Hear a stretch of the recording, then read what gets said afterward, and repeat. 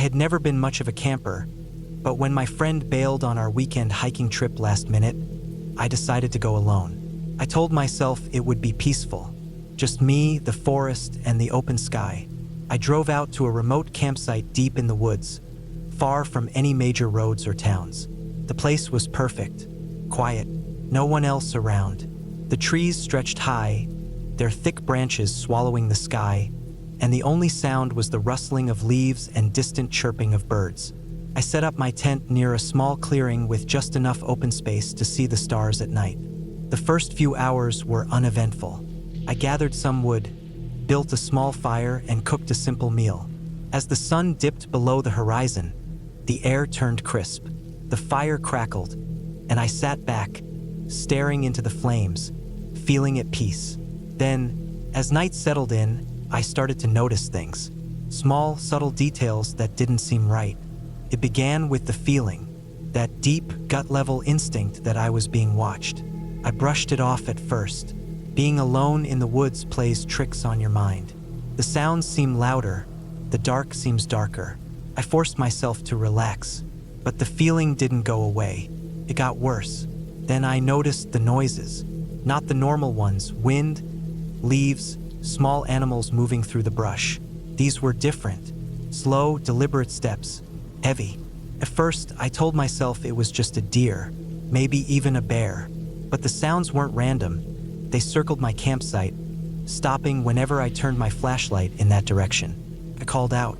My voice felt small in the vast darkness. No answer, just silence. And then the footsteps resumed, closer this time. I decided to put out my fire.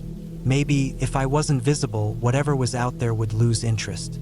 My hand shook as I poured water over the flames, plunging me into almost complete darkness, save for my flashlight. I sat in my tent, forcing myself to stay still, listening. Every sound became amplified. My own breathing, my heartbeat thudding in my ears. Then I heard it again, those slow, deliberate steps. They were just outside my tent. I held my breath. The fabric of my tent was thin, and I knew that whoever or whatever was out there was close enough to hear me if I made a sound. I gripped my knife, my only real defense, and waited. A long silence followed. Then the softest sound, breathing, just outside the thin nylon of my tent. Deep, slow, intentional. And then it stopped. I didn't move. I sat frozen, every muscle locked. The silence stretched for what felt like an eternity. And then suddenly, a long, slow drag of something against the side of my tent. A hand? A blade? I didn't know, but it was deliberate. The way someone might trace their finger along a window pane. I couldn't stay. I knew that now, but I couldn't just run blindly into the woods either. I had to be smart, careful. I moved slowly, reaching for my backpack, my flashlight still off. I pulled out my car keys and clutched them tight. My car was about 100 yards away, through the trees. If I moved fast, I could make it. I counted to 3 in my head. Then I moved, fast. I burst from the tent, flashlight off, running as quietly as I could through the trees. The forest was black, but I knew the direction. My boots hit the dirt fast, breath heaving. Behind me, I heard movement. Fast, heavy steps, chasing me. I ran harder, my lungs burning. Brandjes toeren at my arms, my legs. Then I saw it, my car. I didn't even look back. I hit the door, unlocked it with trembling hands, and threw myself inside, slamming the lock down just as something heavy slammed into the car. My heart stopped. Couldn't see it, but I felt it. Something was there, right outside my door. I turned the key, the engine roared to life, and my headlights flicked on, cutting through the dark. Nothing. I was alone, but I knew I wasn't. Not really. I threw the car into reverse, tires spinning on the dirt, and I didn't stop driving until I was miles away. I never went back. I don't know what was out there that night. I don't want to know. But I do know this: something watched me. Something followed me.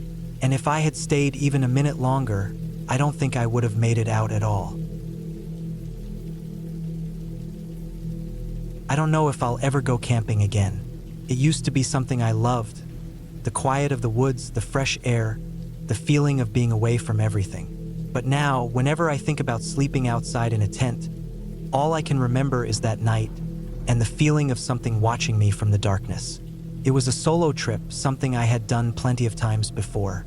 I liked the solitude, the break from people. I had picked a remote spot in a national forest, far from any established campsites. The hike-in was long, about 10 miles, but I had planned everything carefully. I had enough food, a good tent, a knife, and a small hatchet. I wasn't worried. The first day went smoothly. I set up camp near a small, clear stream, built a fire, and cooked my dinner as the sun set behind the trees. It was peaceful, just the sound of the water and the occasional chirp of insects. After eating, I sat by the fire for a while, enjoying the silence before finally turning in for the night. I woke up suddenly, hours later. It was still pitch black outside. I wasn't sure what had woken me. My body felt tense, like I had been dreaming about something bad, but couldn't remember what. I listened carefully, holding my breath. The forest was quiet, too quiet. I sat up slowly, straining my ears. There was nothing at first, just the usual distant rustling of leaves. But then I heard it, a sound. Footsteps, deliberate and slow, somewhere beyond my tent. They weren't heavy, but they weren't light either. Not an animal. Too careful, too measured. I grabbed my knife from beside me, my heart pounding. The footsteps stopped. I sat there, gripping the handle so tightly my knuckles ached, waiting for something to happen. I thought maybe it was just my imagination. Maybe I was still half asleep. Then, after what felt like forever, the footsteps started again, circling my tent. I stayed frozen, barely breathing. Whoever or whatever it was, they were just walking around me. Slow, steady steps.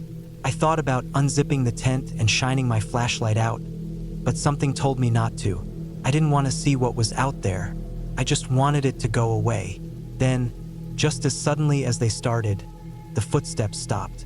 I sat there, waiting, feeling the weight of silence pressing down on me. I told myself to stay calm, to wait until sunrise. If I could just make it through the night, I could pack up and leave. Hours passed. I must have dozed off at some point because the next thing I knew, light was filtering through the tent fabric. I took a deep breath, bracing myself before unzipping the tent and stepping outside. The forest looked the same, calm, untouched. Maybe it really had been my imagination. But then I saw them, footprints in the dirt, circling my tent over and over. My stomach clenched. I wasn't alone out here last night. Someone had been watching me. I packed up my gear as fast as I could, my hands shaking. I didn't stop to eat, didn't even bother breaking down my fire pit properly. I just wanted to get out of there. I kept my knife in my hand as I started back down the trail, checking behind me every few minutes. I didn't see anything, but I couldn't shake the feeling that someone, or something, was still watching me. The hike back felt longer than it should have. Every sound made me jump. A branch cracking, a bird taking off. Everything felt wrong. I moved as quickly as I could without running, forcing myself to stay calm. Then I saw it. A shape far down the trail, just standing there. Too far to make out any details, but close enough that I could tell it was a person. They weren't moving, just standing perfectly still, facing me. I stopped, gripping my knife tighter. My mouth was dry. My instinct screamed at me to turn and run, but I knew better. Running would only make me easier to chase. Instead, I took a slow step backward, then another. The figure didn't move. I forced myself to breathe, to keep walking, never taking my eyes off them. My whole body was tense, ready to bolt at the first sign of movement. But they just stood there, watching. I walked for what felt like forever before finally rounding a bend in the trail, losing sight of them. I didn't stop. I didn't look back. I walked until I could see my car in the distance, parked right where I left it at the trailhead. I almost cried with relief. I unlocked the door, threw my pack in the back seat, and got in, locking the doors behind me. My hands were shaking so badly it took me 3 tries to get the key in the ignition. As I pulled onto the road, I finally glanced in my rearview mirror. The trailhead was empty. No sign of anyone. but I still felt it, that terrible, heavy feeling of being watched. I drove straight home and haven't been camping since. Maybe I'm being paranoid. Maybe it was just some weirdo messing with me. But every time I close my eyes, I see those footprints circling my tent. I see that figure standing on the trail, motionless, watching. And I know deep down that whoever was out there that night wasn't just passing through.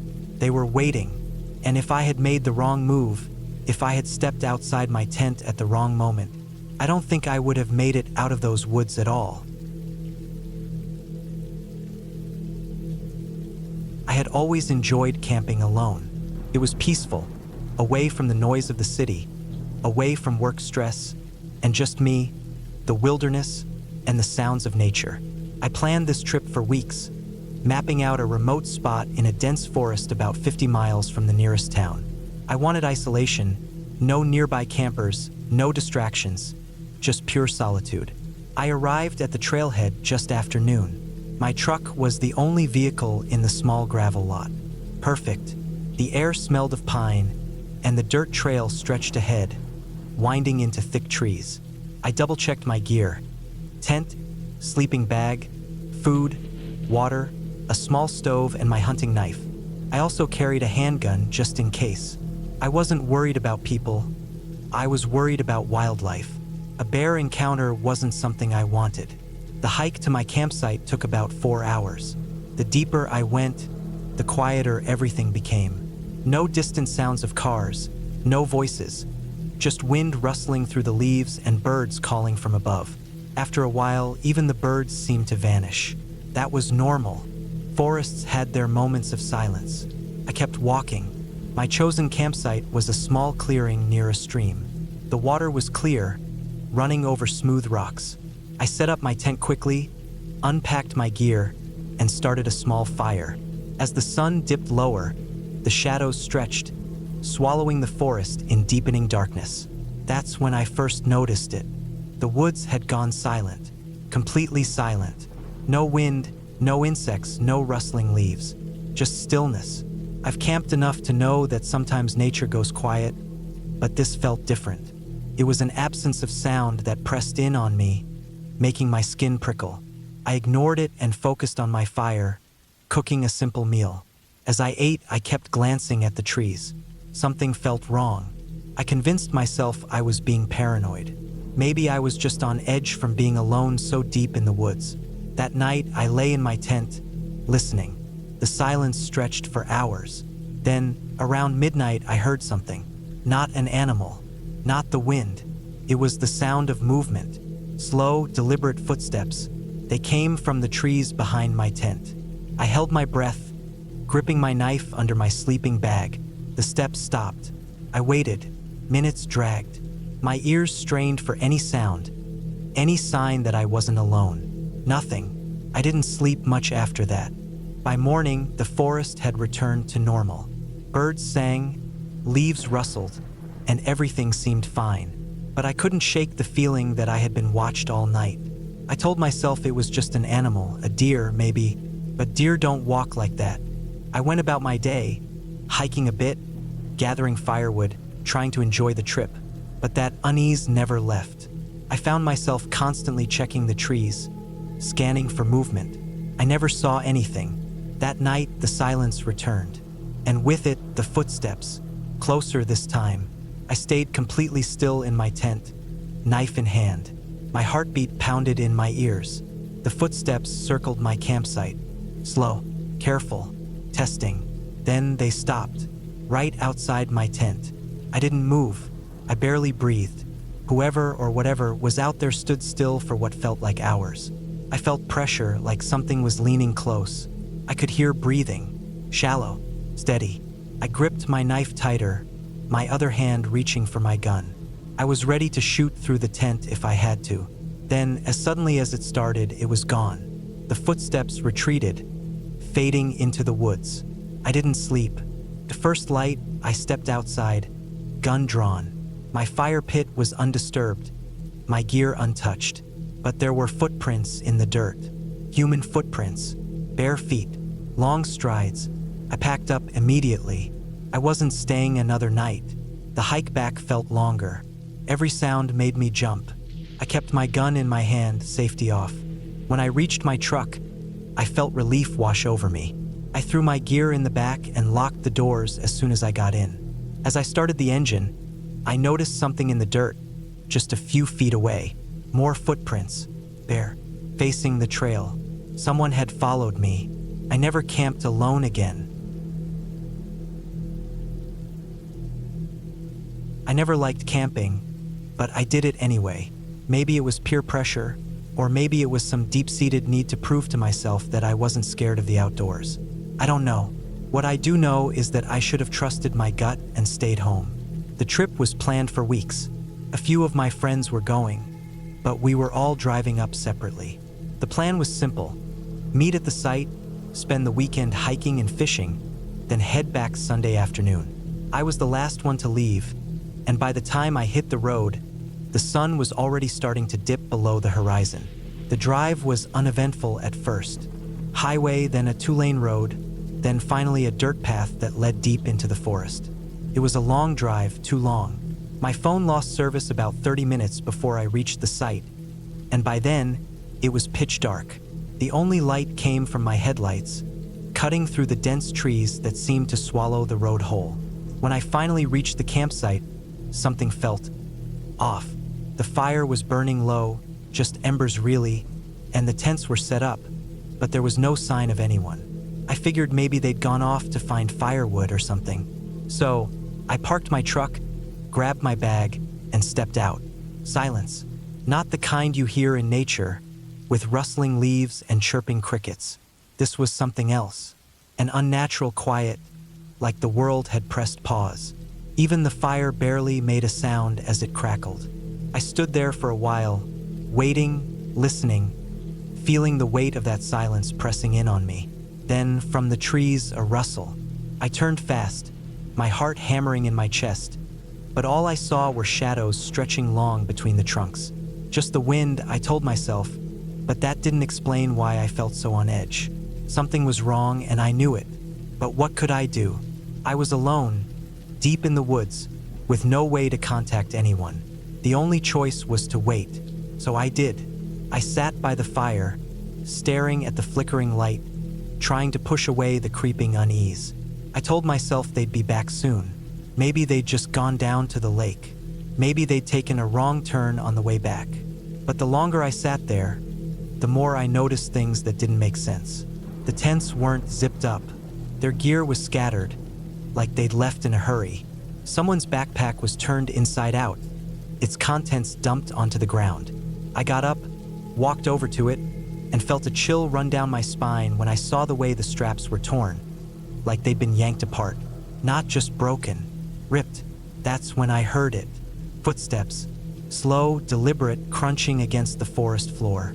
I spun around, expecting to see one of my friends, but there was no one there, just the trees stretching tall into the night. The fire cast long, twisting shadows, and for a second, I thought I saw something move between them, something tall. But when I blinked, it was gone. I called out. Nothing, just silence again, thick and suffocating. Then the footsteps came again, closer this time. My breath caught in my throat as I took a step back, my mind racing. This wasn't my friends playing a prank. This wasn't some animal lurking in the dark. This was something else, something that was watching me. I grabbed the flashlight from my bag, flicked it on, and shone it into the trees. The beam cut through the dark, revealing nothing but empty forest. But I knew I wasn't alone. I could feel it, that awful, stomach-turning feeling of being watched. My hands were shaking as I turned back to the fire, trying to decide what to do. I couldn't just sit there and wait. Then, behind me, a twig snapped. I ran. I didn't think, I just ran. I grabbed my keys, dove into my truck, and locked the doors. My breath came in ragged gasps as I fumbled to start the engine. The headlights flared to life, illuminating the campsite. And that's when I saw it. Something was standing just at the edge of the trees, half hidden in the darkness. Tall, unmoving, watching. It wasn't a person. I don't know what it was, but I knew I didn't want to find out. The engine roared to life and I floored it. Gravel kicked up behind me as I tore out of there, the truck bouncing over the rough dirt path. I didn't stop, not once, not even when I saw movement in my rearview mirror, not even when I heard something big, crashing through the trees behind me. I didn't stop until I hit the highway, where I finally pulled over, my hands shaking too hard to hold the wheel. I sat there for a long time, staring at the dark road ahead, trying to make sense of what had just happened. I never went back. I don't know what happened to my friends. Search teams were sent out, but they found nothing. No bodies, no signs of a struggle, just an empty campsite, as if they had never been there at all. Sometimes, late at night, I think I hear those footsteps again. Slow, deliberate, growing closer. I always loved camping. There was something about being in the middle of nowhere, surrounded by trees, with only the sounds of nature to keep you company. Felt peaceful. But after what happened last summer, I don't think I'll ever go again. I had planned a solo camping trip for a while. I wanted to get away from everything, no work, no phone, no people. Just me, my tent, and the forest. I chose a remote spot deep in the woods, far from any designated camping grounds. It wasn't my first time doing this, so I wasn't worried. I packed everything I needed: food, water, a knife, a first aid kit, and my old bolt-action rifle. It was mostly for peace of mind, but I had seen enough strange things in the woods to know it was better to have it and not need it than the other way around. I drove as far as my truck would take me down an old dirt road, then hiked about 5 miles into the woods before setting up camp near a small clearing. The place was perfect, quiet, untouched, no sign of other people. I set up my tent, gathered some firewood, and started a small fire as the sun dipped below the treetops. The first night was uneventful. The sounds of crickets and distant owls filled the air, and the fire kept me warm. I cooked some canned beans, ate, and lay down in my tent. The forest felt alive, but not in a threatening way. Just the usual rustling of leaves and occasional snap of a branch in the distance. I slept well, only waking up once when I thought I heard something moving outside. Probably just an animal, I told myself, and went back to sleep. The next day, I spent my time exploring. I walked deeper into the woods, following a small stream that ran past my campsite. The further I went, the quieter it got. I didn't see any signs of other people, no footprints, no old campsites, nothing. Just trees, rocks, and the occasional squirrel or bird. It felt strange, but not in a bad way. I liked the isolation. By the time I got back to camp, the sun was starting to set. I restarted my fire, made another simple meal, and sat there, staring into the flames. That's when I noticed something odd. The forest had gone quiet. No crickets, no owls, just silence. I listened for a while, telling myself it was nothing. Sometimes the woods get quiet when a predator is nearby. Maybe a bear was passing through. I reached for my rifle just in case. I didn't see anything, but I couldn't shake the feeling that something was off. The silence stretched on for what felt like hours. Then, finally, the sounds of the forest returned all at once, as if someone had flipped a switch. I let out a breath I hadn't realized I was holding and forced myself to relax. That night, I slept lighter. Every little sound made me open my eyes. A few times I thought I heard footsteps, but they were distant, too far to be sure. Could have been deer. Still, I kept my rifle close just in case. The third day, I decided to stay close to camp. I gathered more firewood, checked my surroundings, and made sure my food was properly stored. Around noon, I noticed something strange. A tree, about 50 yards from my camp, had deep scratches running down its trunk. They weren't from an animal. They were too uniform, too deliberate. My first thought was that someone else had been out here, maybe hunters, but the scratches looked fresh. I felt uneasy, but I pushed the thought away. I had my rifle. I had my knife. If someone was out here messing around, I'd hear them long before they got close. That night, the silence returned. No crickets, no owls, nothing. I sat by the fire, gripping my rifle, staring into the darkness beyond the trees. My gut told me something was wrong, but I had no proof, just a feeling. I considered packing up and leaving in the morning, but part of me didn't want to let paranoia ruin my trip. Then, around 2 in the morning, I heard it. Footsteps. Not an animal. Not a deer. Human footsteps, slow and deliberate, moving through the underbrush just outside my camp. My fire was still burning, casting flickering light across the trees, but I couldn't see anything. I grabbed my rifle and stood up, trying to listen. The footsteps stopped. I waited. Nothing. Just silence.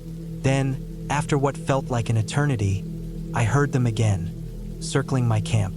Whoever it was, they weren't trying to be quiet anymore. I raised my rifle and aimed into the darkness. "Who's there?" I shouted. My voice sounded small, swallowed up by the trees. No answer. The footsteps stopped again. I stood there, heart pounding, waiting for something to happen. Then, just like the night before, the sounds of the forest returned all at once. Crickets, owls, rustling leaves. I didn't sleep that night. At first light, I packed my things and started hiking back to my truck. I didn't bother eating. I didn't even put out my fire properly. I just dumped what little water I had left on it and left. I moved fast, checking over my shoulder every few minutes.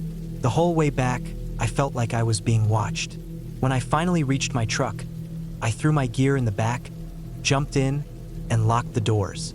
I sat there for a moment, catching my breath, trying to convince myself I had imagined it. But then I saw something in my side mirror. A figure, standing at the edge of the tree line, not moving. I didn't stick around to get a better look. I started the engine and tore out of there, kicking up dirt and gravel as I sped down the old road. I don't know who or what was out there with me. I don't know if it was just some lunatic living in the woods or something else entirely. But I do know one thing. I'm never going camping alone again. I always loved camping, but that trip in the summer of 2019 changed everything. It was supposed to be a simple 3-day trip into the wilderness. Just me, my tent, my gear, and the quiet solitude of nature. I had done this plenty of times before, always preferring to camp alone.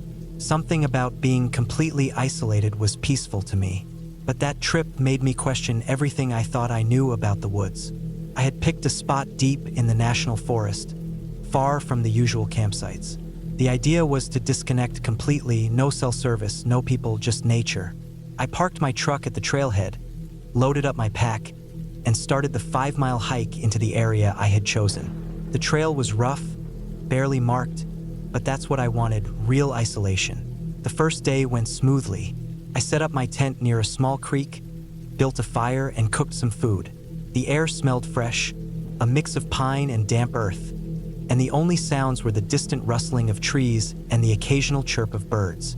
By nightfall, I was sitting by the fire, watching the flames dance, feeling completely at peace. That changed in the middle of the night. I woke up to the sound of something moving outside my tent. Not the usual rustling of leaves or the scampering of small animals. This was different, heavy, slow, purposeful. I held my breath, straining my ears. At first, I thought maybe a deer had wandered close, but then I heard it again, crunching footsteps circling my tent. I reached for the knife I always kept by my sleeping bag, gripping it tightly. The footsteps stopped. Silence. I lay there, heart pounding, waiting for whatever it was to move again. But there was nothing. Minutes passed and still nothing. I told myself it had to be an animal, maybe a curious raccoon or a stray dog. I eventually drifted back to sleep, convincing myself it was nothing to worry about. The next morning, I stepped out of my tent and immediately noticed something strange. The ground around my tent had been disturbed, deep imprints in the dirt. These weren't paw prints, they were footprints, human, barefoot. A chill ran down my spine. I scanned the trees, looking for any sign of someone watching me, but the forest was still, too still. Felt like the air itself was holding its breath. I tried to shake off the unease and went about my day. I figured maybe some hiker had wandered too close in the night, though it made no sense for someone to be walking around barefoot out here. Still, I decided to stay. By evening, the feeling of being watched hadn't gone away. I kept glancing over my shoulder, expecting to see someone standing between the trees, but I saw nothing. The sun was setting, and I forced myself to focus on making a fire and cooking dinner. But I wasn't hungry. Something about those footprints lingered in my mind, gnawing at me. That night, I barely slept. Every small noise outside sent a jolt of fear through me. Around 2 a.m., I heard the footsteps again, closer this time, slow, deliberate. I stayed completely still, clutching my knife. The steps circled my tent, stopping just outside the entrance. Then, something dragged across the fabric of the tent. A hand? A stick? My blood ran cold. I whispered to myself that it was just my imagination, but I knew it wasn't. I didn't sleep the rest of the night. The first light, I packed my gear as fast as I could. I wasn't taking any chances. I hiked back toward my truck, moving quickly, constantly looking over my shoulder. The woods were too quiet. No birds, no insects, just an eerie silence that made the hair on the back of my neck stand up. About a mile from the trailhead, I saw something that stopped me dead in my tracks. A man stood just off the trail, half hidden by the trees. He was tall, thin, wearing no shoes, his clothes dirty and torn. His face was blank, emotionless, and he was staring directly at me. I didn't move. I didn't breathe. Then he took a step forward. That was all I needed. I ran. I sprinted the rest of the way to my truck, not daring to look back. My legs burned. My lungs screamed, but I didn't stop until I reached the vehicle. I fumbled with my keys, threw my pack into the bed, and tore out of there so fast my tires kicked up dirt and gravel. When I finally got back to town, I parked in a gas station lot, hands shaking. I sat there for a long time, trying to calm down, trying to convince myself that I had imagined it. But I hadn't. I knew what I saw. I knew what I heard. I haven't gone camping alone since. Something was out there, and it was watching me. I never really enjoyed camping, but that weekend, I let myself get convinced. My friend Eric had been planning this trip for weeks, and he wouldn't stop going on about how great it was going to be. Just us, the woods, and a few days of peace and quiet, he kept saying. I didn't care much for peace and quiet, but I figured a break from everything might be good for me. So I packed my bag and went along. We drove for hours, leaving the city behind and cutting through endless stretches of open road. The farther we got from civilization, the less I liked the idea. But there was no turning back. By the time we reached the dirt trail leading to the campsite, the sun was dipping low, casting long shadows across the trees. The road was rough, full of potholes and loose gravel, making the ride bumpy and uncomfortable. I gritted my teeth, gripping the sides of my seat as Eric drove like he was in some kind of off-road race. Eventually, we arrived at the spot. It was deep in the forest, far from any main roads or towns. There was a clearing large enough for a couple of tents, surrounded by thick trees that stretched endlessly in every direction. It looked exactly like every other camping spot I'd seen in pictures. Tranquil, isolated, and, to me, unsettling. Setting up camp took longer than expected. The ground was uneven, and the stakes wouldn't go in easily. Eric was excited, full of energy, while I was already counting down the hours until we could leave. By the time we got the tent up and gathered enough firewood, it was already dark. The only light came from the campfire, casting flickering shadows on the trees around us. The air was thick with the scent of burning wood, pine, and damp earth. The first night was uneventful, but I barely slept. Every little noise outside made me tense up. I could hear the rustling of leaves, the occasional snap of a twig. Normal forest sounds, I kept telling myself. But in the middle of the night, something made me sit up. A distant crunching sound, slow and deliberate, coming from beyond the trees. I held my breath and listened. It stopped after a few minutes, and I forced myself to lie back down, telling myself it was probably just an animal. Morning came, and Eric was already up, messing with the fire. He was in a good mood, talking about going on a hike. I wasn't thrilled, but I went along with it. We wandered deeper into the woods, following a barely visible trail. The deeper we went, the quieter everything seemed. No birds chirping, no wind rustling through the leaves, just silence, felt unnatural, but I didn't say anything. After about an hour, we stumbled upon something strange. A pile of rocks stacked neatly in a clearing, like some kind of marker. There were old, torn-up pieces of clothing nearby, faded from years of exposure. A bad feeling settled in my gut, but Eric just shrugged it off, saying people probably used to camp here. We moved on, but I couldn't shake the unease. Later that evening, back at camp, I kept thinking about that pile of rocks. It didn't feel like a random stack left by campers. It felt intentional, like a warning. As night fell, my unease only grew. Eric was drinking, laughing, completely at ease, but I couldn't relax. Then, just as I was starting to doze off by the fire, I heard it again. Crunch. Slow, deliberate footsteps in the distance. My stomach tightened. I stared into the darkness beyond the firelight, straining my ears. The sound stopped just like the night before. Eric didn't seem to notice anything. Maybe it was my imagination. But then, an hour later, it happened again. This time, closer. I nudged Eric. He waved me off, too drunk to care. I sat there, gripping the handle of my knife, heart hammering in my chest. The fire crackled, the only source of light in the suffocating darkness. Then, without warning, something moved in the shadows, just beyond the tree-line. A figure. I jumped to my feet, my pulse slamming in my ears. My mouth went dry. I couldn't see it clearly, but there was no doubt. Someone was standing there, watching us. My voice caught in my throat as I tried to speak. Then, as if realizing I had spotted them, the figure stepped back, disappearing into the trees. I didn't sleep at all that night. By morning, Eric was still oblivious. He laughed at me when I told him what I saw, saying I was paranoid. I insisted we leave, but he refused. "We came all the way out here," he said. "You're just spooked." But I couldn't shake the feeling that something was wrong. We went about the day trying to act normal, but I kept checking the trees, feeling like I was being watched. Every so often, I caught glimpses of something. Shifting shadows, the outline of a figure disappearing just as I turned my head. That night, I didn't even bother trying to sleep. I sat by the fire, gripping my knife, ears straining for any sound. And then, in the dead of night, I heard it again. Footsteps, but this time they didn't stop.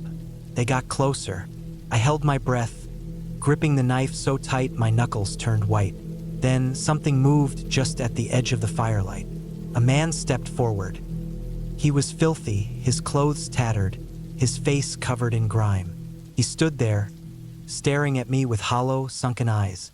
My blood turned to ice. He didn't say a word. He just stood there, breathing heavily. Then he took a step closer. I lunged for Eric, shaking him awake. He groggily sat up, but the moment he saw the man, he sobered up fast. We both scrambled to our feet. The man didn't move. He just watched us.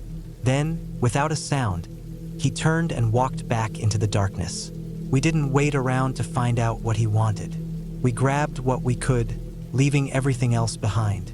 We ran to the car, not looking back, our hearts pounding in our chests.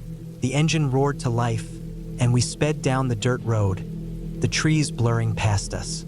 We never talked about it after that. We didn't report it. We didn't tell anyone. But I know what I saw, and I know, without a doubt, that if we had stayed another night, we wouldn't have made it out. I never went camping again. I've always loved the idea of being out in nature. No phone buzzing, no traffic noise, just the sound of the wind moving through the trees and the crackling of a fire. So, when I finally got a few days off work, I decided to go on a solo camping trip. It wasn't my first time camping alone, and I wasn't the type to get scared easily. I chose a remote spot deep in the woods, about an hour's drive from the nearest town and another few miles of hiking into the forest. I wanted real isolation. The first day was uneventful. I set up my tent near a small creek, gathered enough wood for a fire, and cooked a simple meal. The air smelled like damp earth and pine, and the only sounds were the chirping of crickets and the occasional rustling in the underbrush. Nothing unusual, just nature doing its thing. That night, I slept soundly. It was the second night when things started to feel off. I woke up to a sound outside my tent. It wasn't an animal noise, not the scurrying of a raccoon or the distant howl of a coyote. This was different, heavy, deliberate. Footsteps. I froze, my heart pounding in my chest. I strained to listen, holding my breath. The footsteps stopped. Maybe I imagined it.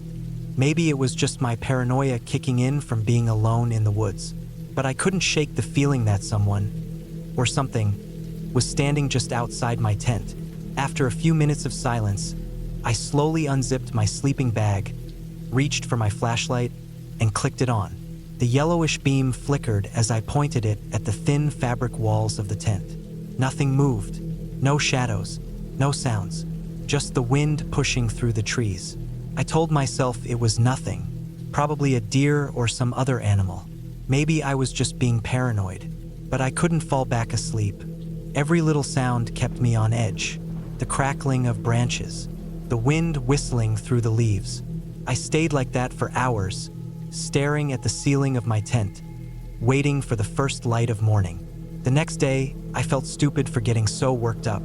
I checked the ground around my tent, looking for any footprints or disturbances. Nothing, just a few scattered leaves. Maybe I had imagined it. To shake off the unease, I spent the day exploring deeper into the woods. I followed the creek upstream, climbed over fallen logs, and even found an old hunting stand, long abandoned and covered in moss. It was peaceful, and by the time I made my way back to camp, I was exhausted. That night, I built a bigger fire, cooked a decent meal, and tried to convince myself that I had just been jumpy the night before. But as the fire died down and the woods grew dark again, the uneasy feeling returned. I lay in my tent, listening, and then, just like the night before, I heard it. Footsteps. Slow.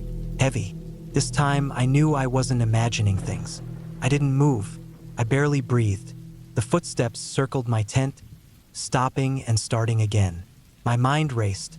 I had a knife in my bag, but that wouldn't do much if there was more than one person out there. I reached for my flashlight, but before I could turn it on, the footsteps stopped, right outside the entrance to my tent. I stayed still, gripping the flashlight so tightly my fingers ached. I could hear breathing. Low, steady, too steady.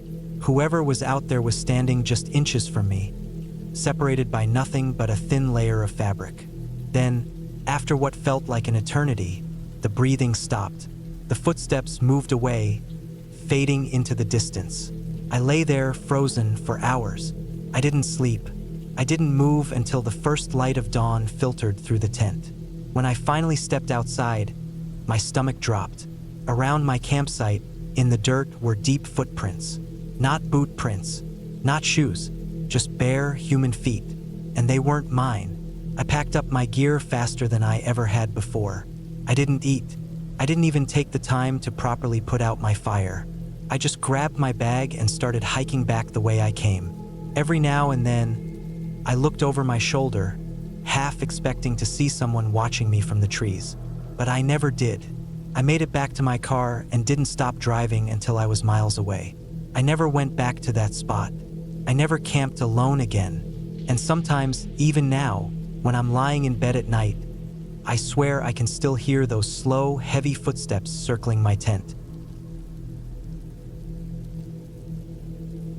I have always loved camping. There's something about being out in the wild, away from the noise and stress of everyday life, that makes me feel alive.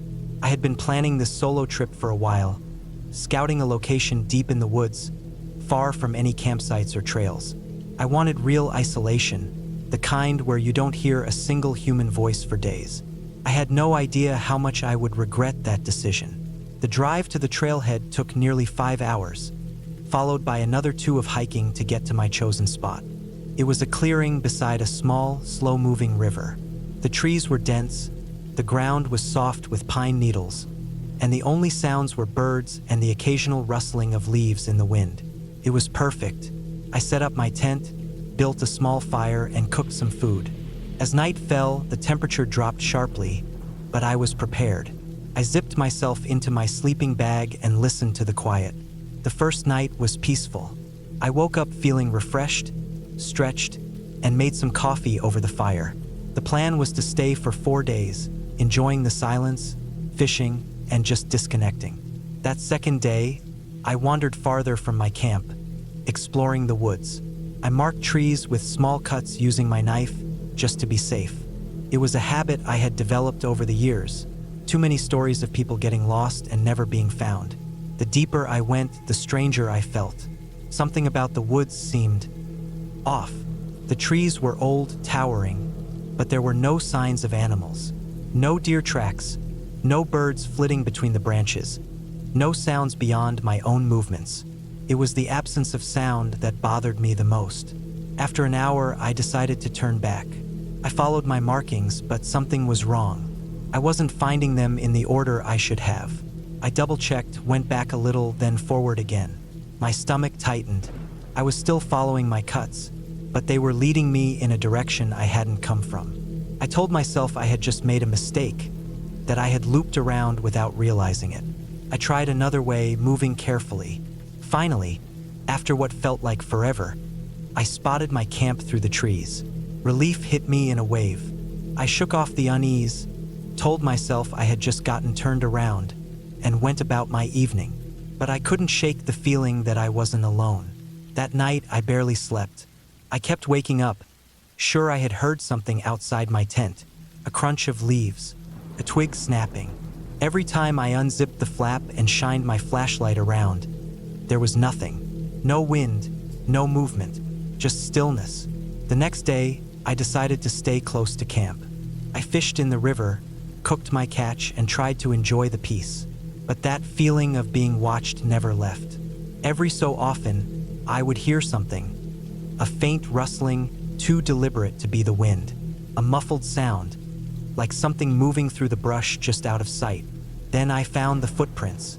I almost stepped on them near the edge of my camp. They weren't mine. They were fresh, the dirt still slightly raised around the edges. They circled my tent. They were spaced oddly, like whoever had made them was walking in slow, careful steps. I checked my own boots against them. The treads didn't match. I tried to stay calm. Maybe a hunter had passed through. Maybe someone had gotten lost and come across my camp. But why would they walk around my tent and leave without saying anything? I decided to leave the next morning. I didn't feel safe anymore. The sun was setting, and I didn't want to hike out in the dark. I built up my fire, kept my knife close, and forced myself to eat. My stomach was in knots. I kept the fire high and sat up as long as I could, watching the darkness beyond the flames. At some point, exhaustion won. I crawled into my tent, keeping my knife in my hand. I don't know how long I was asleep before I woke up to the sound.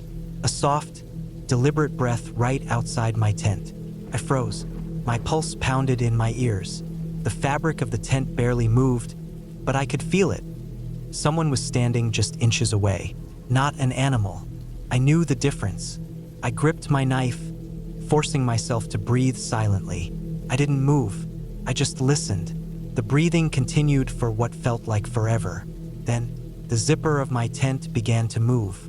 I reacted without thinking. I lunged forward, yelling, slashing blindly. The breathing stopped. The zipper jerked back. I heard footsteps, quick, heavy, running into the woods. I scrambled out of my tent, heart hammering. My fire had burned low, casting flickering shadows, but I saw nothing. Just trees. Silence.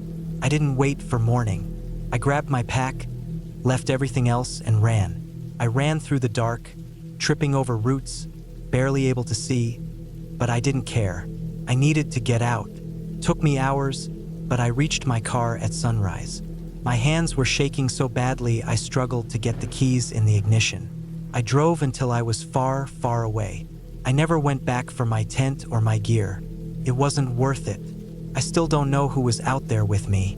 I don't want to know. I haven't been camping since. I don't know why I agreed to the trip in the first place. Maybe it was the way my friends talked about it, making it sound like an escape from the noise of everyday life. Maybe it was the way they made camping seem like the ultimate test of man versus nature. Whatever it was, I let myself get talked into it, and that was my first mistake. The drive to the campsite took longer than expected. The sun was already dipping below the tree line by the time we pulled into the gravel lot, where a faded wooden sign read, Black Hollow Forest, Campgrounds. It wasn't an official campground with fire pits and picnic tables, just a stretch of land deep in the woods, far from any roads or civilization. That was the appeal, at least for my friends. For me, it was already starting to feel like a bad idea. We parked the truck, loaded our gear onto our backs, and started the mile-long hike into the woods. The trail was barely visible, more of a suggestion than an actual path, cutting through thick trees and overgrown bushes. The air smelled like damp earth, and the only sounds were the distant calls of birds and the crunch of twigs beneath our boots. By the time we found a clearing suitable for camp, the light was almost gone. We set up quickly, 2 tents, a fire pit, and a makeshift seating area made of fallen logs. The fire was the only source of light as the night swallowed the last traces of daylight. It flickered against the trees, casting long shadows that danced whenever the wind stirred the branches. The first few hours were exactly what you'd expect. Cooking over the fire, telling stories, drinking a little too much. But as the night deepened, the atmosphere changed. The forest around us, which had been alive with the sounds of crickets and distant owls, fell eerily silent. No wind, no rustling, nothing. Just stillness. I noticed it first. At first, I thought maybe I was imagining it, but when I pointed it out, everyone else heard it too. A silence so complete it felt unnatural, like the whole forest was holding its breath. Then came the noises, not loud, not obvious, just the occasional snap of a twig somewhere in the distance, a rustling in the brush, the kind of sounds that make you tell yourself, it's just an animal, and maybe it was. At least that's what I kept telling myself. But the noises didn't stop. They got closer, not in a direct way, more like something circling us. Sometimes it was behind us, sometimes off to the side. We shined our flashlights into the trees, but they revealed nothing except the eerie glow of branches swaying under artificial light. Something was out there, watching. My gut told me it wasn't an animal. I didn't know how I knew, but I knew. It was the way the movements seemed too deliberate, too careful.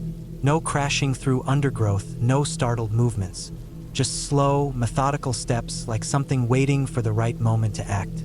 The fire felt like our only protection. As long as it was burning, I told myself we were safe. But the wood was burning fast and we were running low. No one wanted to leave the circle of light to gather more. Then we saw it. A figure standing just at the edge of the darkness. Too far to make out details, but close enough that we knew it wasn't a trick of the eyes. Person, just standing there, watching. No one spoke. No one moved. My heart pounded so hard I could hear it in my ears. Then, as silently as it had appeared, the figure melted back into the trees. We packed up within minutes. No argument, no discussion. Just frantic movements, stuffing gear into bags, dousing the fire. The hike back felt 10 times longer than before. Every sound, every shadow felt like another figure watching us, waiting for us to make a mistake. We reached the truck, threw our gear in the back, and peeled out of there. No one spoke until we hit the highway. Even then, no one had an explanation. I don't know who that was or what they wanted, but I know they weren't lost and they weren't camping. They were waiting, watching, and something tells me if we had stayed, we wouldn't have left the forest at all. I have always loved camping. There's something about being out in the wild, away from the noise and stress of everyday life, that makes me feel alive. I had been planning this solo trip for a while, scouting a location deep in the woods, far from any campsites or trails. I wanted real isolation, the kind where you don't hear a single human voice for days. I had no idea how much I would regret that decision. The drive to the trailhead took nearly 5 hours, followed by another 2 of hiking to get to my chosen spot. It was a clearing beside a small, slow-moving river. The trees were dense, the ground was soft with pine needles, and the only sounds were birds and the occasional rustling of leaves in the wind. It was perfect. I set up my tent, built a small fire, and cooked some food. As night fell, the temperature dropped sharply, but I was prepared. I zipped myself into my sleeping bag and listened to the quiet. The first night was peaceful. I woke up feeling refreshed, stretched, and made some coffee over the fire. The plan was to stay for 4 days, enjoying the silence, fishing, and just disconnecting. That second day, I wandered farther from my camp, exploring the woods. I marked trees with small cuts using my knife, just to be safe. It was a habit I had developed over the years. Too many stories of people getting lost and never being found. The deeper I went, the stranger I felt. Something about the woods seemed off. The trees were old, towering, but there were no signs of animals. No deer tracks, no birds flitting between the branches, no sounds beyond my own movements. It was the absence of sound that bothered me the most. After an hour, I decided to turn back. I followed my markings, but something was wrong. I wasn't finding them in the order I should have. I double-checked, went back a little, then forward again. My stomach tightened. I was still following my cuts, but they were leading me in a direction I hadn't come from. I told myself I had just made a mistake, that I had looped around without realizing it. I tried another way, moving carefully. Finally, after what felt like forever, I spotted my camp through the trees. Relief hit me in a wave. I shook off the unease, told myself I had just gotten turned around, and went about my evening. But I couldn't shake the feeling that I wasn't alone. That night, I barely slept. I kept waking up, sure I had heard something outside my tent, a crunch of leaves, a twig snapping. Every time I unzipped the flap and shined my flashlight around, there was nothing. No wind, no movement, just stillness. The next day, I decided to stay close to camp. I fished in the river, cooked my catch, and tried to enjoy the peace. But that feeling of being watched never left. Every so often, I would hear something. A faint rustling, too deliberate to be the wind. A muffled sound, like something moving through the brush just out of sight. Then I found the footprints. I almost stepped on them near the edge of my camp. They weren't mine. They were fresh, the dirt still slightly raised around the edges. They circled my tent. They were spaced oddly, like whoever had made them was walking in slow, careful steps. I checked my own boots against them. The treads didn't match. I tried to stay calm. Maybe a hunter had passed through. Maybe someone had gotten lost and come across my camp. But why would they walk around my tent and leave without saying anything? I decided to leave the next morning. I didn't feel safe anymore. The sun was setting, and I didn't want to hike out in the dark. I built up my fire, kept my knife close, and forced myself to eat. My stomach was in knots. I kept the fire high and sat up as long as I could, watching the darkness beyond the flames. At some point, exhaustion won. I crawled into my tent, keeping my knife in my hand. I don't know how long I was asleep before I woke up to the sound. A soft, deliberate breath right outside my tent. I froze. My pulse pounded in my ears. The fabric of the tent barely moved, but I could feel it. Someone was standing just inches away. Not an animal. I knew the difference. I gripped my knife, forcing myself to breathe silently. I didn't move. I just listened. The breathing continued for what felt like forever. Then, the zipper of my tent began to move. I reacted without thinking. I lunged forward, yelling, slashing blindly. The breathing stopped. The zipper jerked back. I heard footsteps, quick, heavy, running into the woods. I scrambled out of my tent, heart hammering. My fire had burned low, casting flickering shadows, but I saw nothing. Just trees. Silence. I didn't wait for morning. I grabbed my pack, left everything else, and ran. I ran through the dark, tripping over roots, barely able to see, but I didn't care. I needed to get out.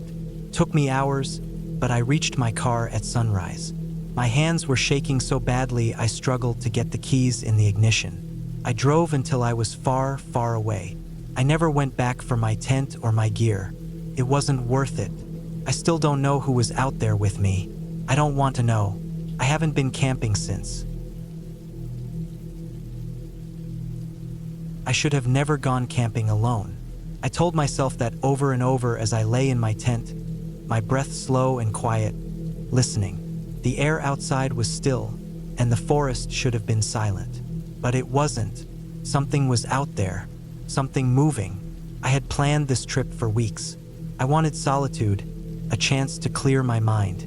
Work had been suffocating, and I needed to get away from people, from screens, from the city. So I packed light, just the essentials, grabbed my tent, and drove out to the national forest, choosing a remote site far from the designated camping areas. It wasn't my first time camping, and I knew what I was doing, or at least I thought I did. The first day was peaceful. I set up camp near a small stream, built a fire, and cooked a simple meal. The trees swayed gently in the breeze, birds chirped, and the scent of pine filled the air. As the sun dipped below the trees, I felt at peace, truly alone, just like I wanted. That changed on the second night. I woke up to the sound of something snapping outside my tent. Not the small, harmless crack of twigs under a rabbit's feet. This was different, heavier, deliberate. I held my breath and listened. Nothing. Maybe it had been a dream, I told myself. Maybe I was just hearing things, but I couldn't shake the unease creeping up my spine. I stayed awake for what felt like hours, straining to hear anything else. Just as I was beginning to drift back to sleep, I heard it again. Footsteps. Slow, steady, moving closer. My fingers tightened around the small knife I kept beside me, but I didn't move. I didn't breathe. Then silence. For a long time, nothing happened. No more sounds, no more movement. I stayed still, waiting for something, anything to happen. Eventually, exhaustion took over, and I must have fallen asleep. The next morning, I stepped outside my tent and looked around. Nothing seemed out of place.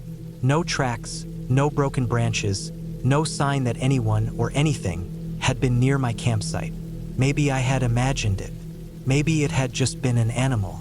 I told myself I was being paranoid. Still, the feeling of being watched never left me. I spent the day hiking, trying to shake the unease. The deeper I went into the forest, the more I convinced myself that I was just overthinking everything. The forest was empty. It was just me out here, or so I thought. That night, I built a fire again, hoping it would make me feel safer. The flames flickered, casting long shadows against the trees. The air was colder than the night before, and the silence of the forest felt heavier. I ate quickly, barely tasting my food, and climbed into my tent, trying to calm my nerves. Then the footsteps came back. This time they were closer. No hesitation, just slow, careful steps circling my tent. I held my breath, heart pounding, knife in hand. The fire outside crackled, casting flickering light against the thin walls of the tent.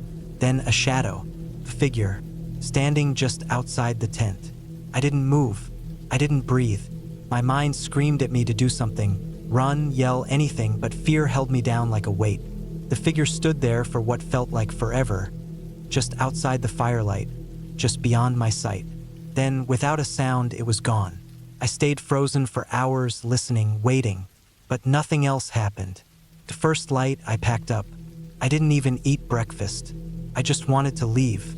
But as I began taking down my tent, I noticed something. Something that sent ice through my veins. Footprints. Human footprints. Leading in circles around my campsite. And there, next to where I had been sleeping, was something that hadn't been there the night before.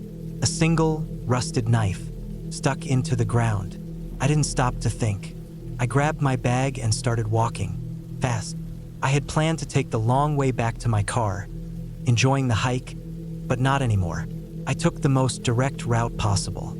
Every snap of a branch, every rustle of leaves, made my skin crawl. As I got closer to my car, the feeling of being watched grew stronger. I knew someone was out there. Someone had been watching me all night, maybe the whole time, and they weren't just watching, they were waiting. I reached my car, threw my gear inside, and locked the doors before catching my breath. My hands were shaking as I turned the key in the ignition. As I pulled onto the dirt road leading away from the site, I looked in my rearview mirror one last time. A figure stood at the tree line, still, watching. I didn't stop. I didn't slow down. I didn't look back again. I don't know who they were. I don't know what they wanted, but I do know one thing. I'll never go camping alone again. I don't know why I agreed to the trip in the first place. Maybe it was boredom, or maybe I just wanted to get away from everything. Either way, I found myself miles deep into the woods with nothing but a backpack, a tent, and a bad feeling I should have listened to. The plan was simple: 3 nights of camping alone. No cell service, no distractions, just nature and me. I parked my truck at the trailhead, locked it up, and started hiking. The trail was mostly overgrown, like no one had used it in years, but that only made it feel more adventurous. The deeper I went, the quieter everything got. Birds still chirped, and I could hear the occasional rustle in the underbrush, but it was a different kind of silence. Heavy, like the trees were watching. I walked for hours, stopping only to sip from my water bottle or adjust my pack.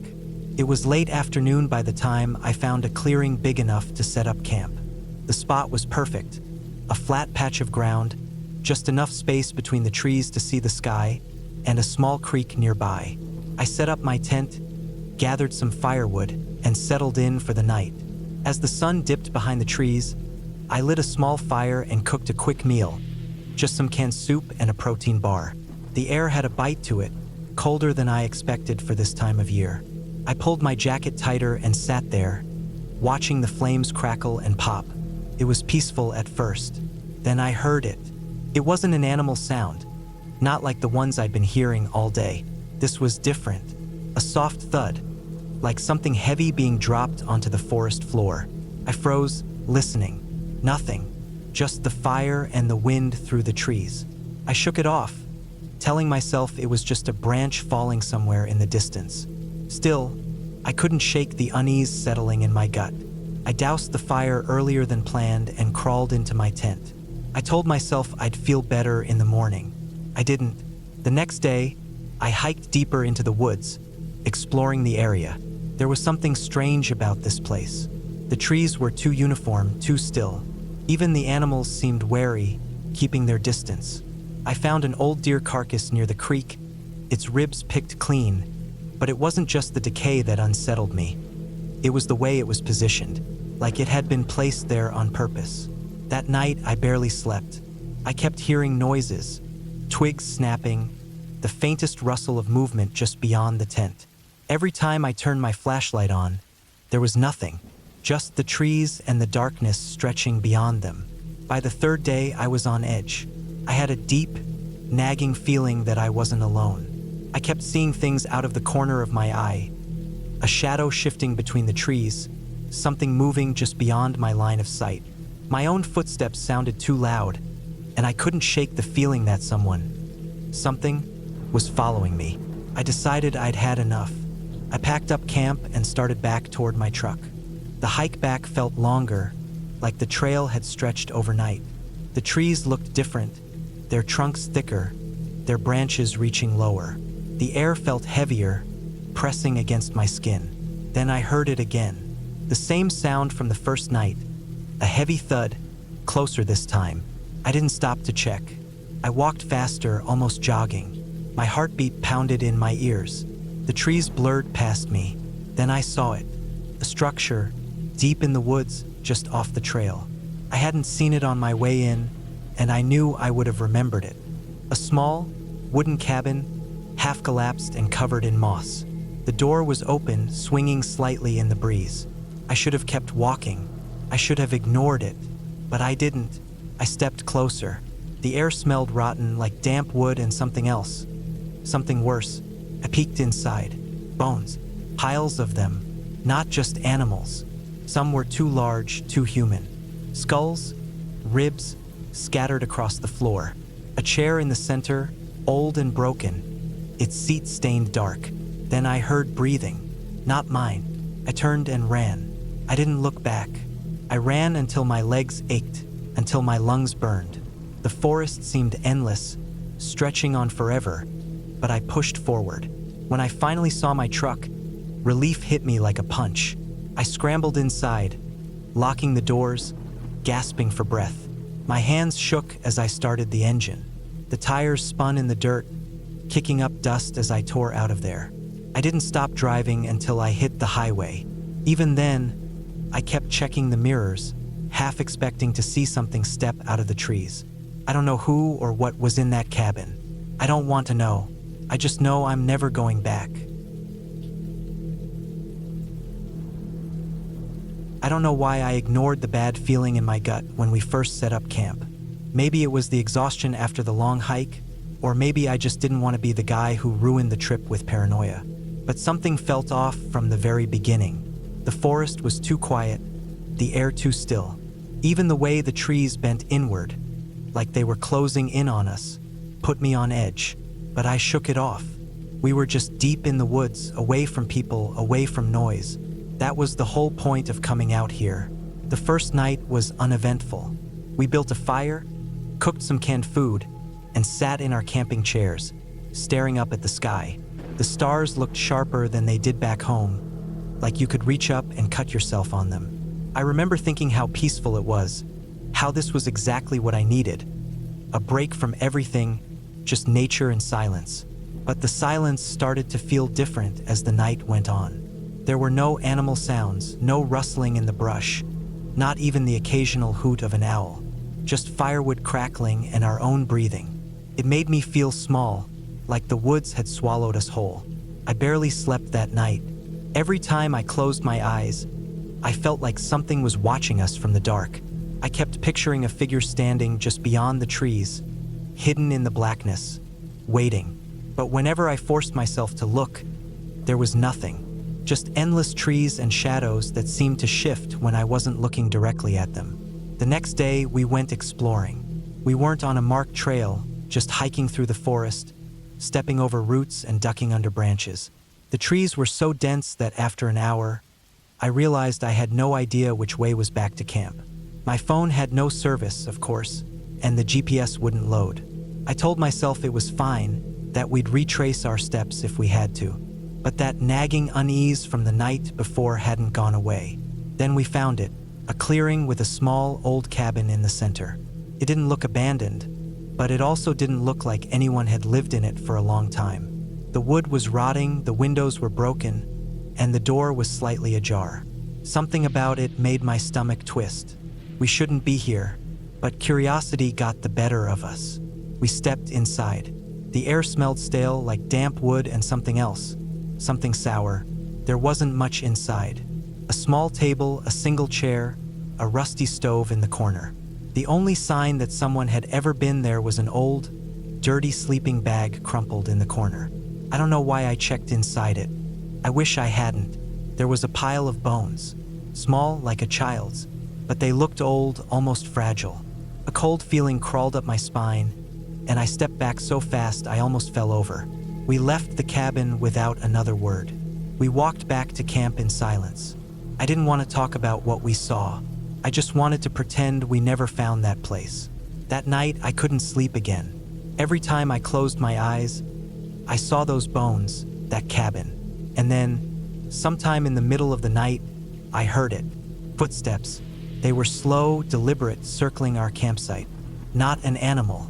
Something heavier. I lay there, frozen, listening. Then I smelled it, that same sour smell from the cabin. I wanted to believe it was my imagination, that my mind was playing tricks on me. But then I heard something scrape against the outside of my tent. My breath caught in my throat. I gripped my knife, waiting, and then, just like that, it was gone. The footsteps, the smell, everything. I barely breathed until morning. When the sun finally came up, I crawled out of my tent, expecting to see footprints around the camp. But there was nothing. No broken branches, no disturbed dirt, nothing. We packed up and left that morning. I didn't argue, didn't try to convince myself to stay. I just wanted out of those woods. On the way back, I kept looking over my shoulder, half expecting to see someone following us. But the forest stayed empty. Too empty. We never talked about it after that. Never told anyone about the cabin, the bones, or the footsteps in the dark. But sometimes, late at night, I think about that smell, and I wonder if something followed us back. I remember everything about that weekend. The cold bite of the night air, the weight of my backpack on my shoulders, the smell of pine and damp earth. I thought it was going to be a good trip, just me and the wilderness away from everything. But it wasn't. I've never gone camping alone again since that night. I had planned it out carefully.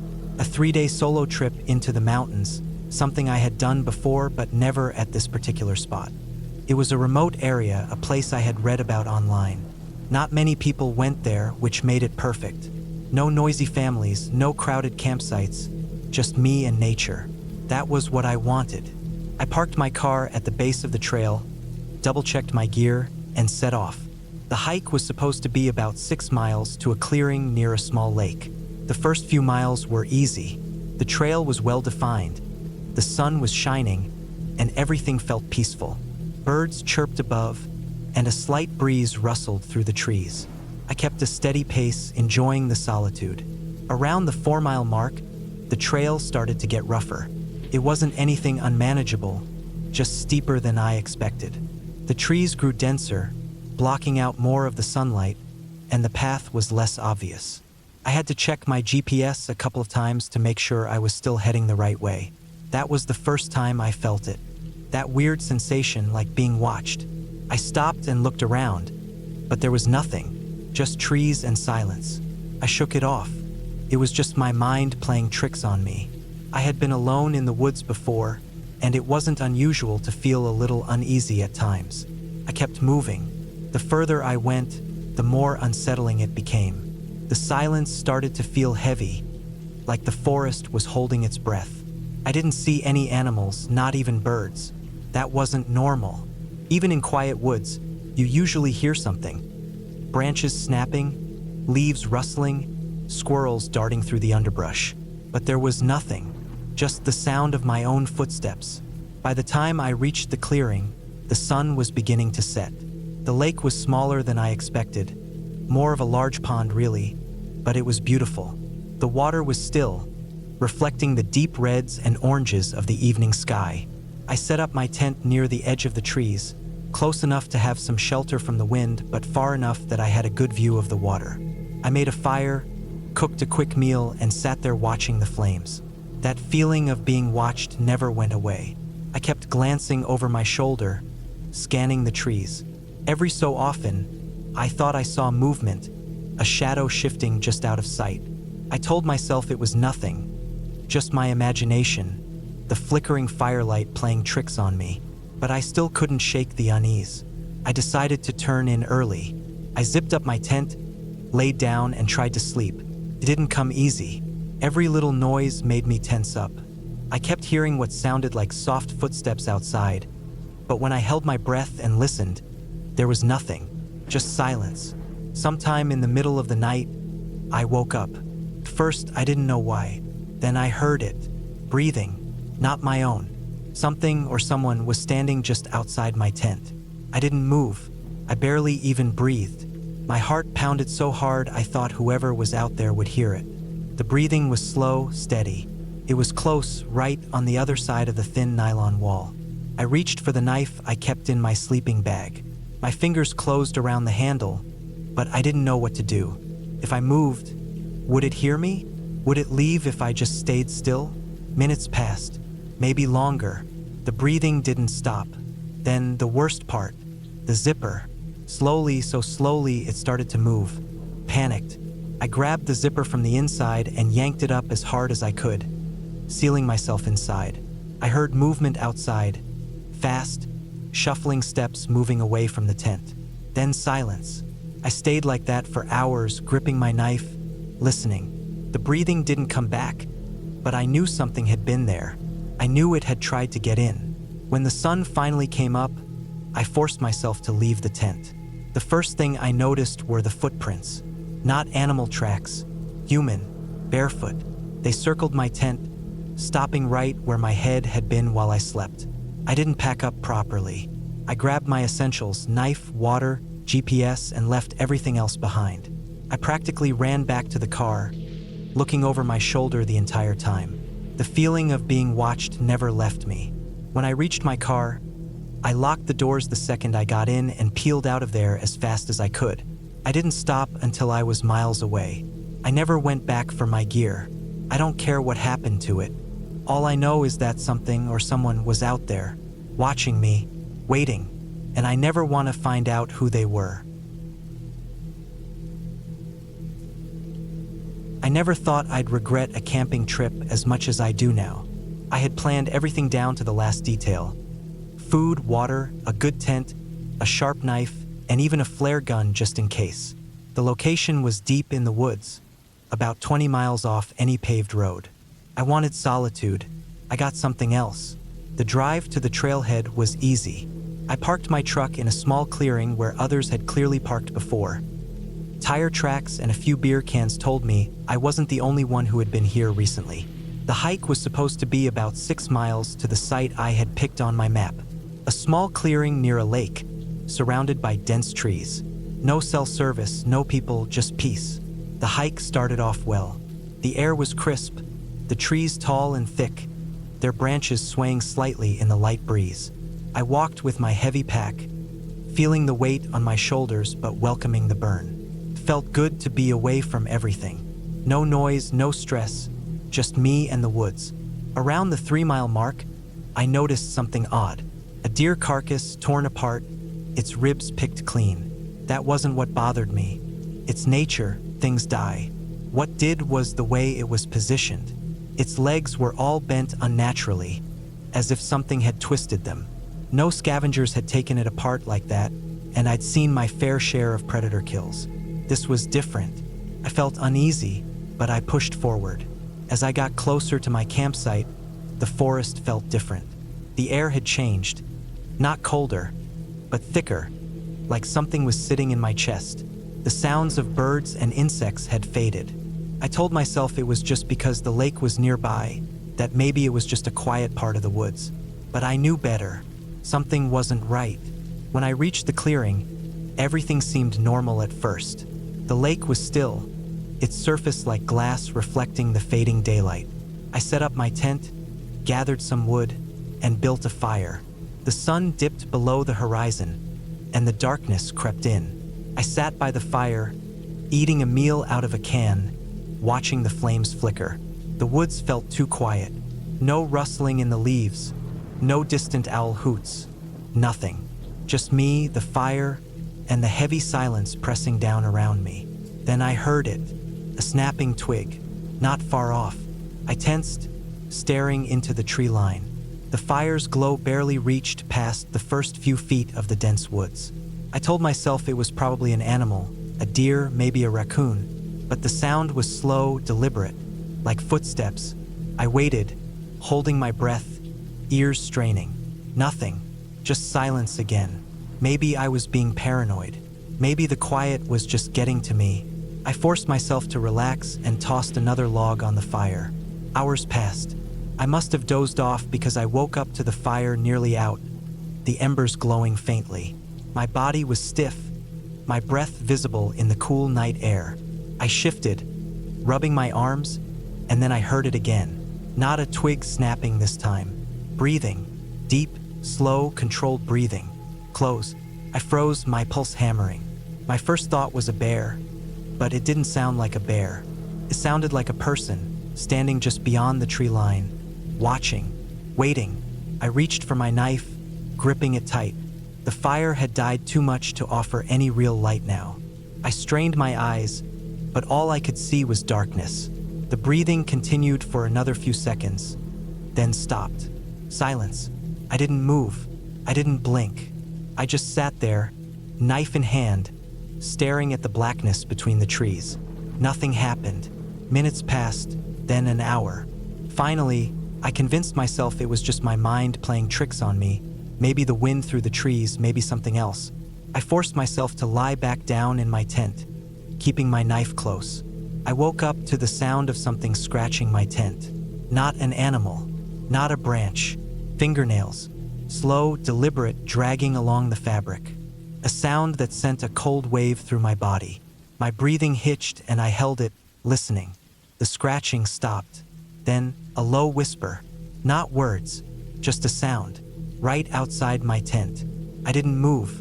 I didn't breathe. My heart pounded so hard I thought it would give me away. Then I saw it.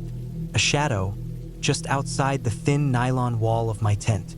A tall figure standing still, silent now, waiting. I gripped my knife so hard my knuckles ached. I stayed still, hoping, praying that whoever it was would just leave. Then my tent zipper moved. Slow, steady, coming down inch by inch. I didn't think. I lunged forward, slashing with the knife through the fabric. A low grunt, then heavy footsteps pounding away into the woods. I ripped open the rest of the tent and scrambled out, heart hammering, knife ready. Nothing, just darkness and the faint rustle of leaves. I grabbed my flashlight, shining it in every direction. Trees, lake, empty space. No one there. I didn't sleep the rest of the night. I kept my back to the fire, watching the woods, knife in hand. When the sun finally rose, I packed my gear as fast as I could, not even stopping to eat. As I started back down the trail, I felt watched. Every step, every turn, I felt eyes on me. The hairs on my neck stayed up the entire hike back. When I finally reached my truck, I threw my gear in and jumped in, locking the doors. My hands were shaking as I started the engine. As I pulled away, I glanced in the rearview mirror.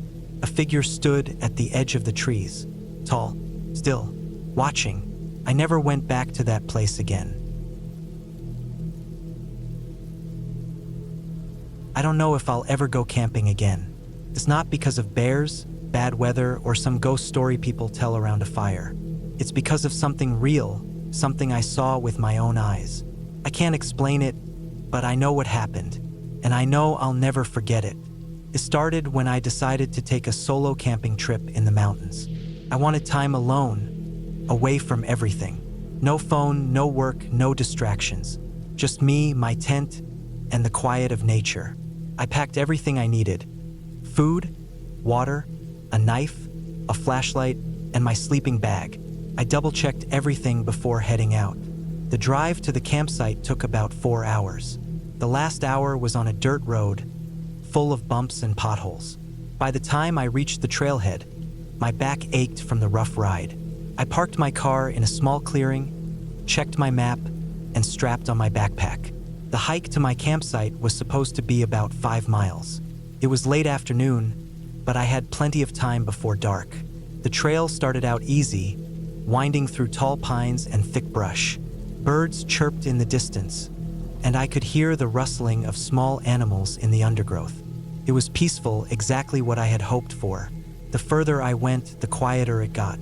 After about 2 miles, I stopped to rest, sipping some water and checking my surroundings. Nothing but trees and dirt in every direction. I continued hiking, my boots crunching against fallen leaves. About a mile later, I noticed something strange. A path that wasn't on my map. It was narrow, barely more than a game trail, cutting off from the main path and leading into the trees. Normally, I wouldn't have thought twice about it, but something about it seemed unnatural, like it had been made recently, carved out with purpose. I shook the thought off and kept walking. The sun was starting to dip below the trees, casting long shadows over the forest floor. I needed to reach my campsite soon. Another half hour passed before I arrived. It was a small clearing near a slow-moving creek, just big enough for my tent and a small fire. I set my pack down and stretched. Setting up camp took about an hour. I pitched my tent, gathered firewood, and started a small fire. As the flames crackled, I sat down on a log and ate a simple meal of jerky and granola. The night air was cool, and the stars were just beginning to appear. It was quiet, too quiet. I hadn't heard any birds or insects since I got here. Usually, the forest was alive with noise at night, but not this time. I tried to ignore the feeling creeping up my spine. Maybe I was just tired. Maybe I was overthinking things. I finished eating, put out the fire, and climbed into my tent. I zipped up my sleeping bag and lay there, listening. The silence was heavy, pressing down on me. Then I heard it. Footsteps, soft, deliberate, just outside my tent. I held my breath, my heart pounding so hard I thought it would burst. I told myself it was an animal, maybe a deer or a raccoon. But deep down, I knew better. The steps weren't random. They were slow, steady, moving around my tent. Someone was out there. I reached for my knife, gripping it tightly. The footsteps stopped near the entrance of my tent. I could see a shadow, barely visible against the thin fabric. I wanted to scream, to run, but I forced myself to stay still. Whoever or whatever was out there just stood there, waiting. Then, just as suddenly as it came, it was gone. The footsteps moved away, fading into the trees. I waited, listening, but I heard nothing else. After what felt like hours, exhaustion took over, and I drifted into a restless sleep. When I woke up, the sun was just starting to rise. I unzipped my tent and stepped outside, my body stiff from tension. I scanned the area, looking for any sign of what had been there last night. And then I saw them. Footprints. Human footprints circling my tent. They weren't mine. My stomach twisted. I needed to leave. Now, I packed up my gear as fast as I could, constantly glancing over my shoulder. The feeling of being watched never left me. As I started hiking back to my car, I couldn't shake the thought. Someone had been watching me, standing outside my tent, just inches away from me. The hike back felt longer than before. Every snapped twig, every rustling leaf made my pulse jump. I kept my knife in my hand, ready for anything, but I saw nothing. No people, no animals, just the trees stretching endlessly in every direction. When I finally reached my car, I threw my gear inside and locked the doors. I sat there for a moment trying to calm my racing heart. Then I started the engine and drove away, not stopping until I was miles away from that place. I still don't know who was out there that night. A hunter? A lost hiker? Or someone waiting for the right moment to do something worse? I don't think I want to know. All I know is that I'll never go camping alone again.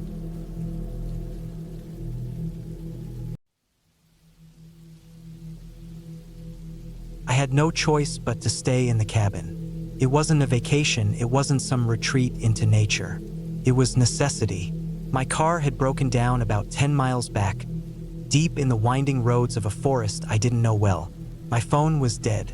The sun was already dipping below the trees. I had no idea who owned the place. It looked abandoned, but I wasn't going to assume. The door wasn't locked. I stepped inside, hoping I could just stay the night, maybe find something useful. Then at first light, I'd figure out how to get back to civilization. The place smelled of dust, wood, and something stale like old sweat. The floors creaked beneath my boots. The main room had a table, a few chairs, an old couch covered with a sheet. There was a fireplace with a stack of wood beside it, though I had no idea if the chimney was clear enough to use. A single doorway led into a small bedroom. There was a mattress, no frame, and an old blanket folded at the foot of it. No electricity, no plumbing. I wasn't about to complain. It was better than sleeping in the woods with no shelter. I shut the door behind me and pushed a chair up against it out of instinct. The wind outside was picking up, making the trees groan.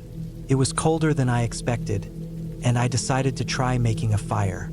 The wood was dry, the fireplace looked usable. I used the lighter from my pocket to get it going. The small bit of warmth helped. I sat on the floor near the fire, rubbing my hands together. That's when I noticed the scratches on the wooden floor. Deep, uneven gouges leading from the front door to the bedroom. I stared at them for a while. Maybe an animal had gotten in. A bear, a coyote, something. I had no way of knowing how long they had been there, and I told myself it didn't matter. But my gut was telling me something wasn't right. I pulled out my pocket knife and kept it close. It was the only weapon I had. As the fire crackled, I sat listening to the forest. The wind had settled a little, but I kept hearing noises outside. Rustling, footsteps, maybe just the wind shaking the branches. Maybe not. I kept the knife in my hand as I finally stretched out on the mattress. I didn't sleep right away. I kept staring at the ceiling, listening. Hours passed, I think. Then, in the silence, something shifted. A long, slow creak like weight pressing against wood. My pulse jumped. The sound had come from the front room. I lay frozen, staring at the doorway. The fire was still burning low. Shadows flickered on the walls. Another creak. Closer. I gripped the knife tighter. My breathing slowed. I tried to convince myself it was the old wood settling, but the sound was too deliberate, too slow. Then a long exhale. I stopped breathing. It wasn't me. It wasn't the wind. The fire popped, sending a sudden burst of light against the walls. In that split second, I saw someone, standing just beyond the doorway. Tall, hunched, barely more than a shadow in the dim light. I sat up fast, knife in hand. My heartbeat was a hammer against my ribs. The figure didn't move, didn't speak, didn't breathe. I felt a jolt of adrenaline, my body screaming at me to do something. Run, fight, but I was trapped. Then, as fast as it had appeared, it was gone. The doorway was empty. The fire crackled like nothing had happened. I stayed there, unmoving, for what felt like an eternity. Finally, I forced myself up. The knife shook in my grip. I stepped into the main room. It was empty. The door was still closed, the chair still in place. But the floor was different. The scratches had deepened, fresh gouges leading from the doorway to where I had been lying. I didn't sleep the rest of the night. As soon as the first light bled through the trees, I left. I ran. I ran until I found the road, until I found help. I didn't tell them the truth about what I had seen. I don't know if I imagined it. I don't know if someone had been there, or if something else was in that cabin. But I do know one thing for sure. Something had been watching me that night, and it had been standing just inches away. I don't know what made me go to that cabin alone. Maybe I just needed to clear my head. Maybe I thought some time away from the world would do me good. I found the listing online, an old but well-kept rental deep in the woods, far from any neighbors or towns. The pictures made it look cozy. Wooden walls, a small porch, a fireplace. The description promised complete seclusion and a break from the noise of life. That's what I wanted. The drive there took longer than expected. The paved roads turned into gravel, then to dirt. My phone signal started to fade. By the time I reached the cabin, the sun was dipping below the trees. It looked just like the pictures, only more isolated. The air was crisp, the scent of pine thick in my nose. No traffic sounds, no voices, just the wind through the branches and the occasional rustling in the underbrush. The key was under the mat, just as the owner said it would be. The cabin had that old wood smell, mixed with something musty. It wasn't bad, just old. There was a single main room with a fireplace, a kitchenette, a small bathroom, and a bedroom with a bed that looked a little too stiff to be comfortable. But it didn't matter. I wasn't here for comfort. The first night was uneventful. I made a simple dinner, read for a bit, and listened to the fire crackling. The silence was nice. I thought maybe I'd stay longer than planned. But things started feeling off the next day. I woke up to find the back door open. Not wide open, just cracked. Enough for the wind to slip in. I knew I had locked it. I double-checked it before bed. I tried to brush it off. Maybe the latch was loose. Maybe I didn't shut it as tightly as I thought. I locked it again and went about my day. I spent most of the day outside, hiking a bit, taking pictures of the trees, enjoying the quiet. But I couldn't shake this feeling, like I was being watched. The trees were thick and the undergrowth was dense. If someone was out there, I wouldn't see them unless they wanted me to. That night, I locked both doors, checked the windows, made sure everything was secure. But I woke up again to the same thing, the back door open just a crack. This time, I felt something different. Prickle of cold down my back. Someone was out there. I stepped outside, flashlight in hand, scanning the tree line. The wind whispered through the trees. Nothing moved. But then, just as I was about to turn back inside, I saw it. Footprints in the dirt. They led from the tree line to my back door. Not my footprints. I locked the door again, double-checking it, and sat awake for hours, listening. The fire crackled, the wind howled, but nothing else. No footsteps, no knocking. The next morning, I followed the tracks. They led deeper into the woods, winding between trees, disappearing into thick brush. I thought about turning back, but curiosity or stupidity pushed me forward. After about 15 minutes, I found something. A A small clearing, flattened grass, an old, rotting sleeping bag, cans, wrappers. Someone had been staying there. Recently, I turned back fast, heart pounding. Someone was living out here, watching me, coming to my cabin at night. I packed my things. I wasn't staying another night. I didn't care if I had paid for the whole weekend. I was done. But as I reached my car, my stomach dropped. The driver's side door was open. I knew I locked it. I always lock it. The inside was a mess. The glove compartment was open, papers scattered. My bag, which I had left in the back seat, was torn open. And then I saw it. On the driver's seat, a single piece of paper. For words, written in messy, uneven letters. Why did you follow? I didn't think. I jumped in, started the car, and tore out of there, gravel spraying behind me. My hands were shaking so badly I could barely grip the wheel. I checked the rearview mirror over and over, expecting to see someone standing at the tree line, watching me go. But there was nothing. I didn't stop driving until I hit a gas station miles away. Only then did I let myself breathe. I never went back. I never even left a review for the cabin. I don't know who was out there watching me. I don't know what they wanted. But I know one thing. I wasn't supposed to follow the tracks. I was looking for solitude when I booked the cabin. I needed a break from the city, the constant noise, the emails, the deadlines. Just a weekend alone in the woods, no people, no distractions. I found the listing online, small, remote, no Wi-Fi, exactly what I wanted. The drive out took longer than I expected. I lost cell service about an hour before I got there. The paved roads giving way to gravel, then dirt. The directions were clear enough, but the last stretch wound through thick forest, the kind where the trees press in from both sides, their branches reaching like fingers over the road. The cabin itself was simple. One story, wooden, with a wraparound porch and a single lantern hanging by the door. There was no key, just a heavy iron latch that lifted with a little effort. Inside, it smelled of old wood and dust. A small fireplace sat against one wall, a pile of split logs beside it. There was a bed, a table, a few mismatched chairs. The kitchen was barely more than a counter with a sink and a propane stove. Basic, but enough. I dropped my bag by the door and checked my watch.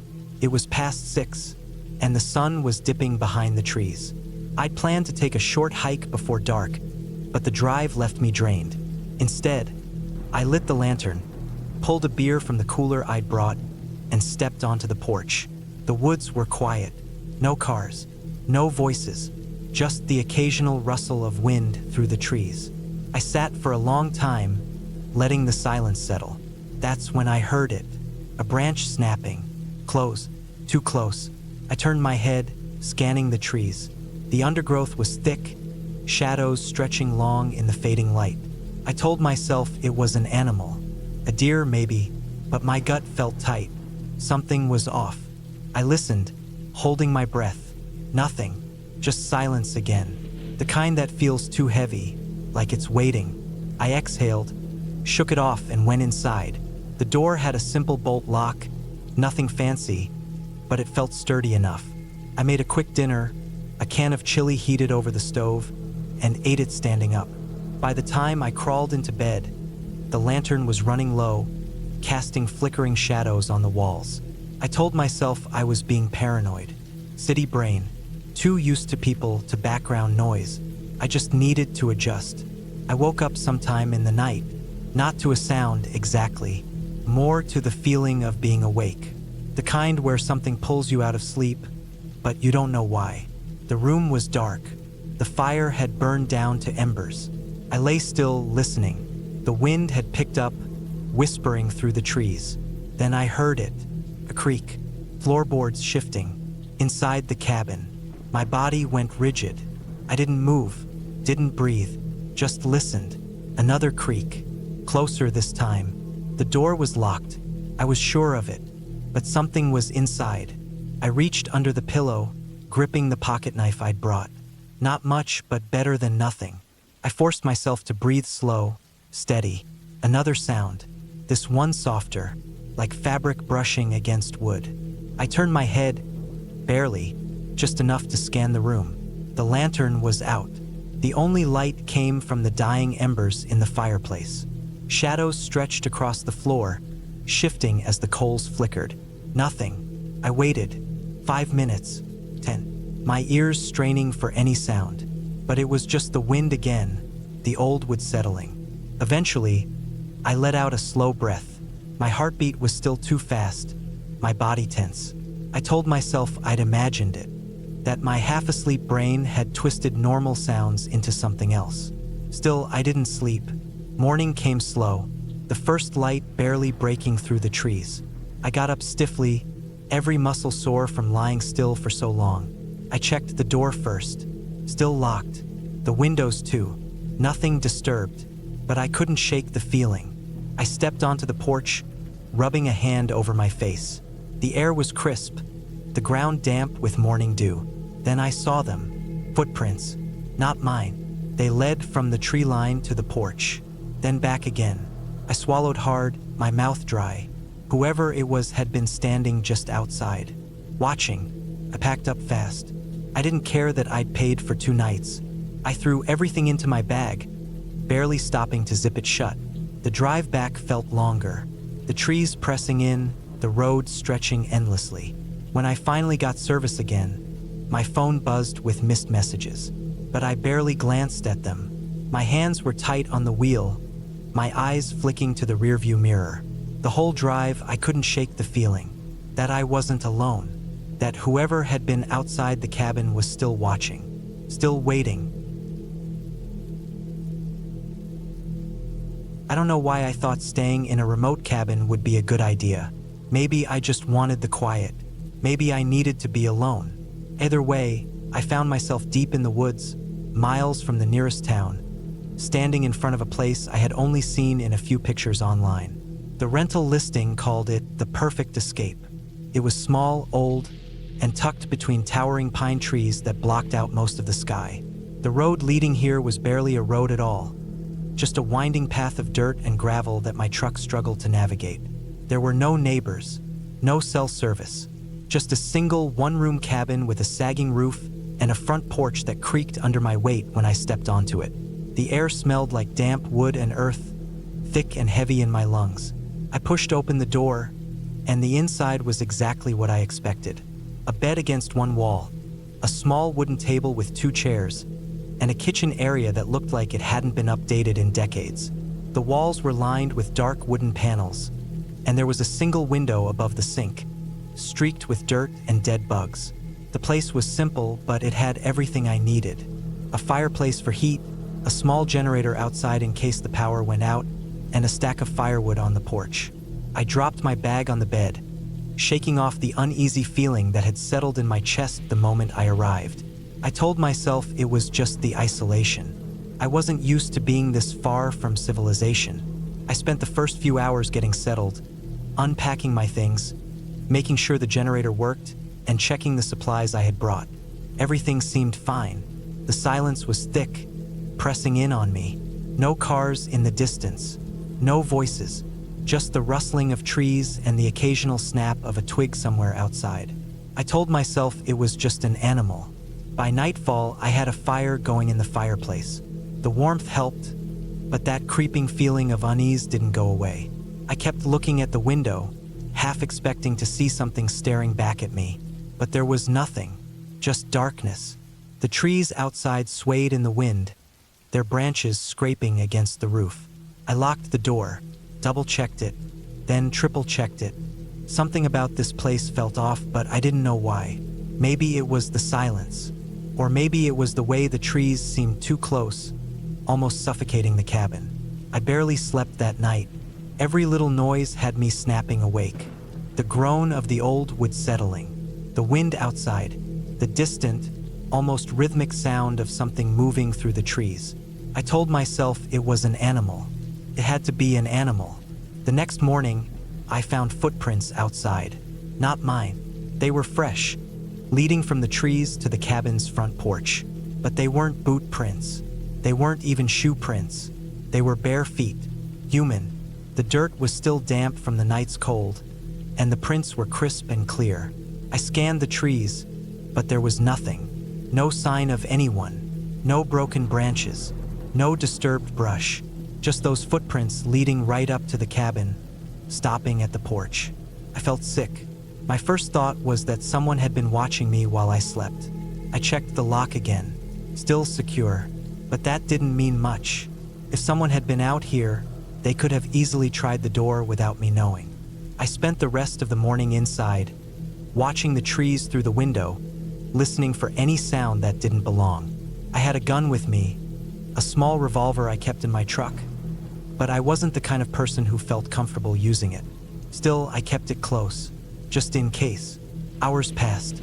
The sun crawled across the sky, dipping lower, the shadows stretching long across the ground. The footprints outside had dried up, blending back into the dirt. I told myself I was overreacting. Maybe they were old, left by a hiker before I got here. Maybe I had just missed them when I arrived. But then night came again, and this time I heard something outside. Not the wind, not an animal. Footsteps, slow, deliberate, someone moving just beyond the tree line. My heart pounded so hard I thought it might burst through my ribs. I turned off the lights, crouching near the window, peering out into the dark. First, I saw nothing, just the trees swaying, the faint glow of moonlight filtering through the branches. But then, a shadow shifted, a figure, standing just beyond the reach of the firelight from the porch. Not moving, just standing, watching. I stayed frozen, barely breathing. My mind raced. Should I call out? No. What if they answered? What if they came closer? I reached for my gun, gripping it tight, my fingers slick with sweat. Then the figure moved, slowly, stepping backward, melting into the trees until I couldn't see them anymore. The footsteps faded, and then nothing, just silence. I didn't sleep that night. I sat in the chair by the window, gun in my lap, waiting for morning. When the first light crept over the trees, I was already packing. I didn't care about the rental agreement. I didn't care about losing my deposit. I just wanted to be gone. I loaded my truck, glancing at the tree line every few seconds, half expecting to see that figure again. But I didn't. The woods were still, quiet, almost too quiet. Then, just as I was about to climb into the driver's seat, I saw something on the porch, a single bare footprint, fresh, right at the door. I slammed the door shut, started the engine, and peeled out of there so fast I nearly tore up the dirt road. I didn't stop until I hit the main highway, miles away from that place. Even then, my hands were shaking. I don't know who or what was out there.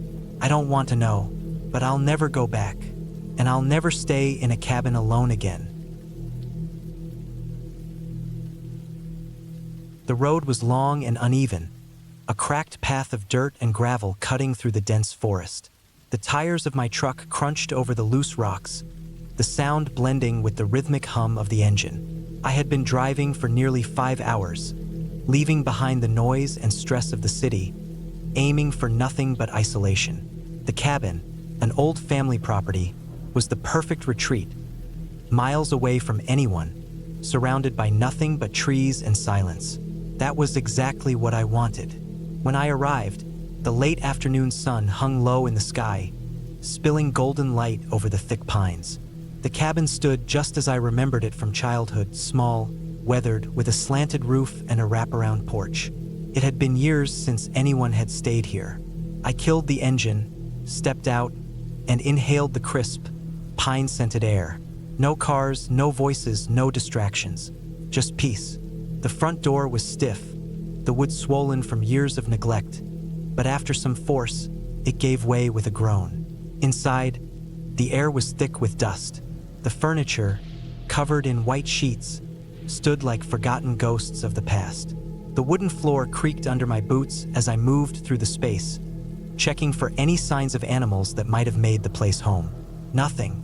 I set my bag down, pulled the covers off the furniture, and opened a few windows to let in fresh air. The fireplace, stone-built and sturdy, sat against the far wall. I'd need to gather wood before nightfall. The kitchen was small but functional. An old gas stove, a fridge that wouldn't work without power, and a sink that I prayed still had running water. I turned the faucet. After a few sputters, water flowed. Good enough. I spent the next hour making the place livable, unpacking supplies, sweeping out dust, and checking the locks on the doors and windows. I even took a short walk around the property, noting the way the trees seemed to press in closer than I remembered. The forest had grown thicker over the years, the underbrush tangled and wild. By the time the sun dipped below the trees, the temperature dropped. I grabbed my axe and made my way to the woodshed behind the cabin. The air was colder here, the thick canopy blocking out the last bit of daylight. The shed's door hung slightly open. I didn't remember leaving it like that, but then again, it had been years since I'd been here. I pulled it open wider, the hinges screeching, and stepped inside. The smell of damp wood filled my nose. Piles of logs were stacked against the walls, and old tools hung from nails. Rusted saws, a hammer, a coil of rope. I bent down to grab some logs when I noticed something. The dirt floor had been disturbed, uneven, as if someone had walked in and out recently. My stomach tightened. I looked closer. The impressions weren't clear, but they were there, footsteps. They led toward the back of the shed, disappearing into shadow. I stood up slowly, every hair on my body standing on end. I wasn't alone. I turned sharply, stepping out of the shed, my eyes scanning the tree line. The forest stood still, silent. Too silent. No birds, no rustling leaves, just an oppressive quiet. I forced myself to stay calm. Maybe it was an animal. Maybe I was just being paranoid. But I wasn't about to take chances. I hurried back to the cabin, locked the door behind me, and checked every window. Everything was secure. Still, I couldn't shake the unease twisting in my gut. I lit the fireplace, the warmth doing little to settle my nerves. Outside, the night deepened, the darkness pressing against the windows. I sat in the chair facing the door, my rifle resting against my knee. Hours passed. Nothing, just the crackling fire and the wind outside. Eventually, exhaustion took over, and I drifted into a light sleep. A sound woke me, a soft, deliberate creak. My eyes snapped open. The floorboards, inside the cabin. I didn't move. I barely breathed. The fire had burned low, casting flickering shadows across the room. My grip tightened on the rifle. The sound came again, closer this time. Slow, careful. Someone was inside. I shifted slightly, raising the gun, my heart pounding. The room was dark, but my eyes adjusted. I scanned the space, searching for movement. Nothing. Then, from the hallway leading to the bedrooms, another creak. A shape, a figure barely visible in the dim light. Standing there, watching. I didn't hesitate. Aimed. Get the hell out of my house. My voice was steady, but my hands were sweating. The figure didn't move. I could barely make out the outline, tall, thin, something in its hand. A knife? I pulled the trigger. The gunshot exploded in the small space, deafening. The figure staggered back, a thud as it hit the ground. I scrambled to my feet, heart slamming against my ribs, and flipped on the nearest light. The man on the floor was thin, dirty, his clothes tattered. His chest was rising and falling, blood seeping from a wound in his shoulder. He wasn't dead. I stood over him, rifle still aimed, my mind racing. Who was he? How long had he been here? Was he alone? His eyes flickered open, dark and wild. Please, he rasped. Don't. I kicked the knife away from his hand, my own hands trembling. Who the hell are you? But I already knew the answer. He was living here, maybe for years. Maybe he thought this place was abandoned. But he had a weapon. He had crept toward me in the dark. I wasn't about to take chances. I backed toward the door, keeping the rifle trained on him. I had two choices. Leave him here and get help, or end this now. My hands shook. My breath came fast and shallow. But I made my decision. Keeping my eyes on him, I grabbed my truck keys and yanked open the door. The cold night air hit me like a slap. I stepped out, listening for any sign of others, but the forest was still, just the wind in the trees. I didn't waste another second. I ran to my truck, threw it into gear, and tore down that winding dirt road, not stopping until I saw the glow of town lights in the distance. By the time I got to the police station, my hands were still shaking. I told them everything: the cabin, the man, the gunshot. They moved fast, sending a unit out immediately. Later, they told me he had been living there for months, surviving off stolen supplies, hiding in the woods. He had a history, a long one: assault, breaking and entering. He wasn't just some lost wanderer. He had been waiting, watching. I sold the cabin after that. Never went back. Some places, no matter how many good memories they hold, aren't worth the risk. And some silences, they aren't peaceful. They're waiting to be broken. I had no reason to be out there alone. It wasn't about escaping the world, and it wasn't about finding peace. I just needed a break, a real one. No phones buzzing, no people asking me for things, no expectations. So, I booked a small cabin deep in the woods, the kind of place that didn't even have Wi-Fi, just a wood stove, a bed, and a few essentials. The drive there was long, the roads narrowing, turning from pavement to gravel, then to dirt. The farther I went, the more I felt like I had made a mistake. The trees thickened, swallowing up the sky, and soon, there was nothing but the sound of my tires crunching over loose stones. No houses, no signs, just forest. When I arrived, the cabin looked older than it did in the pictures. Weathered wood, a sagging porch, a roof that had seen better days. But it was standing, and it was mine for the next week. There was no check-in process, just a key waiting under a loose plank on the porch. A handwritten note from the owner welcomed me, saying, "Hope you enjoy the quiet." Inside, it smelled like old wood and dust. The furniture was basic: table, chairs, a creaky bed. A fireplace sat in one corner, stocked with logs and kindling. There was no fridge, just a cooler for perishables and a gas stove for cooking. The bathroom was an outhouse a few yards behind the cabin. It wasn't glamorous, but it would do. The first day was uneventful. I read, cooked a simple meal, sat on the porch as the sun set. The silence was unsettling. I hadn't realized how much noise filled my everyday life until it was gone. No cars, no voices, just the occasional rustling of the trees and the distant hoot of an owl. That night, I slept uneasily. The bed was stiff, the blankets thin, and the sounds of the forest seemed amplified in the dark. Every creak of the wood, every shift of the wind made me tense.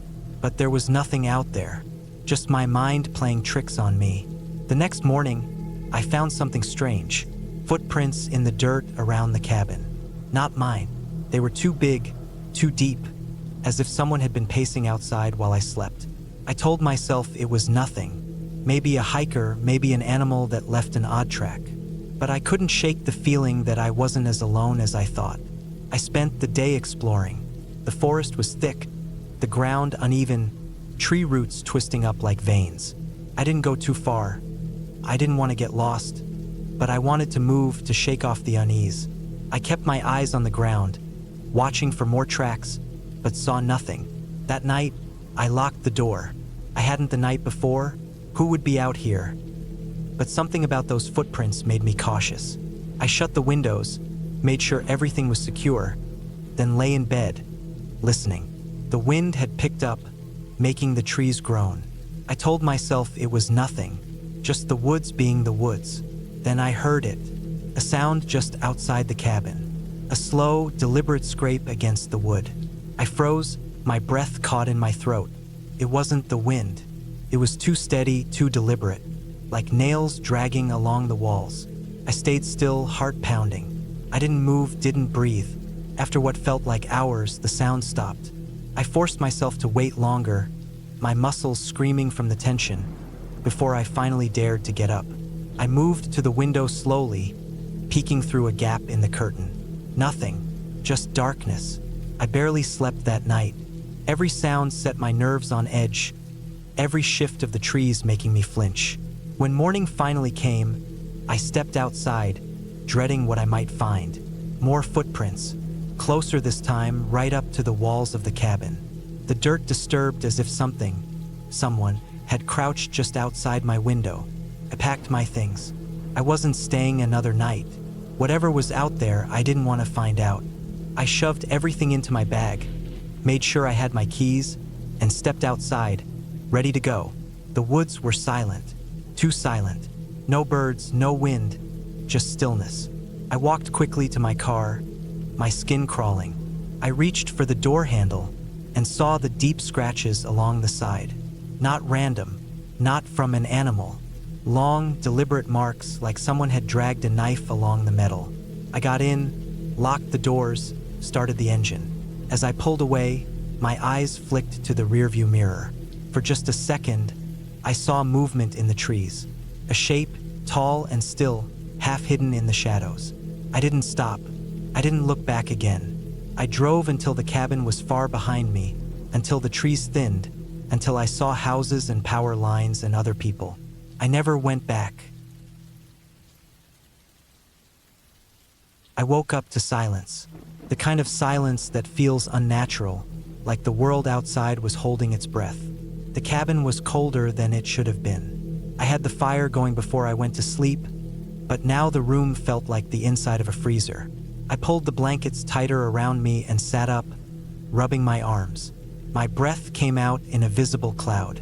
Something was off. I reached for my phone. No signal. Of course, out here there never was. That was the point. A weekend alone, away from the city, just me and the quiet. Now that quiet felt wrong. I pulled on a sweater and got out of bed. The wooden floor was ice beneath my feet.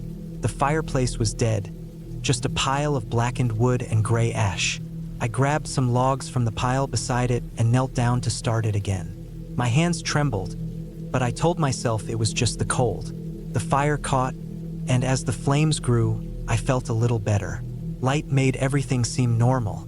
I went to the window, wiping away the frost with my sleeve. Outside, the trees stood motionless. No wind, no sound, just the forest, thick and endless.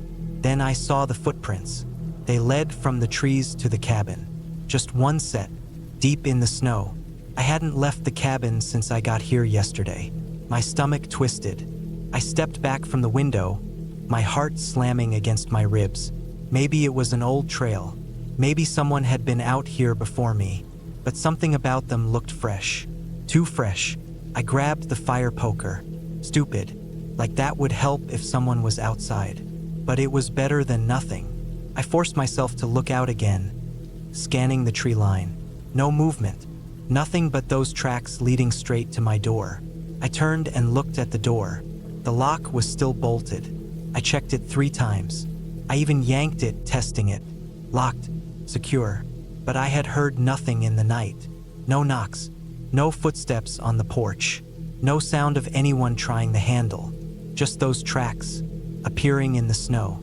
I swallowed hard. The woods weren't empty. Someone had been here, and they could still be out there. I checked the time. 5:17 a.m. Too early for the sun to be up, but I wasn't going back to sleep. I kept the fire poker in my grip and moved to the kitchen. I needed coffee, something hot to steady my nerves. The old cabin coffee maker gurgled to life, the sound almost too loud in the silence. I stared at the window above the sink. The glass was dark, reflecting the dim cabin interior. But if I looked close, I could just make out the pale glow of snow outside. I hated the thought of turning around and finding something there. A shape, a face. I shook that thought off. The coffee finished, and I poured myself a mug with shaky hands. I kept an eye on the front door. The footprints were still there, still fresh.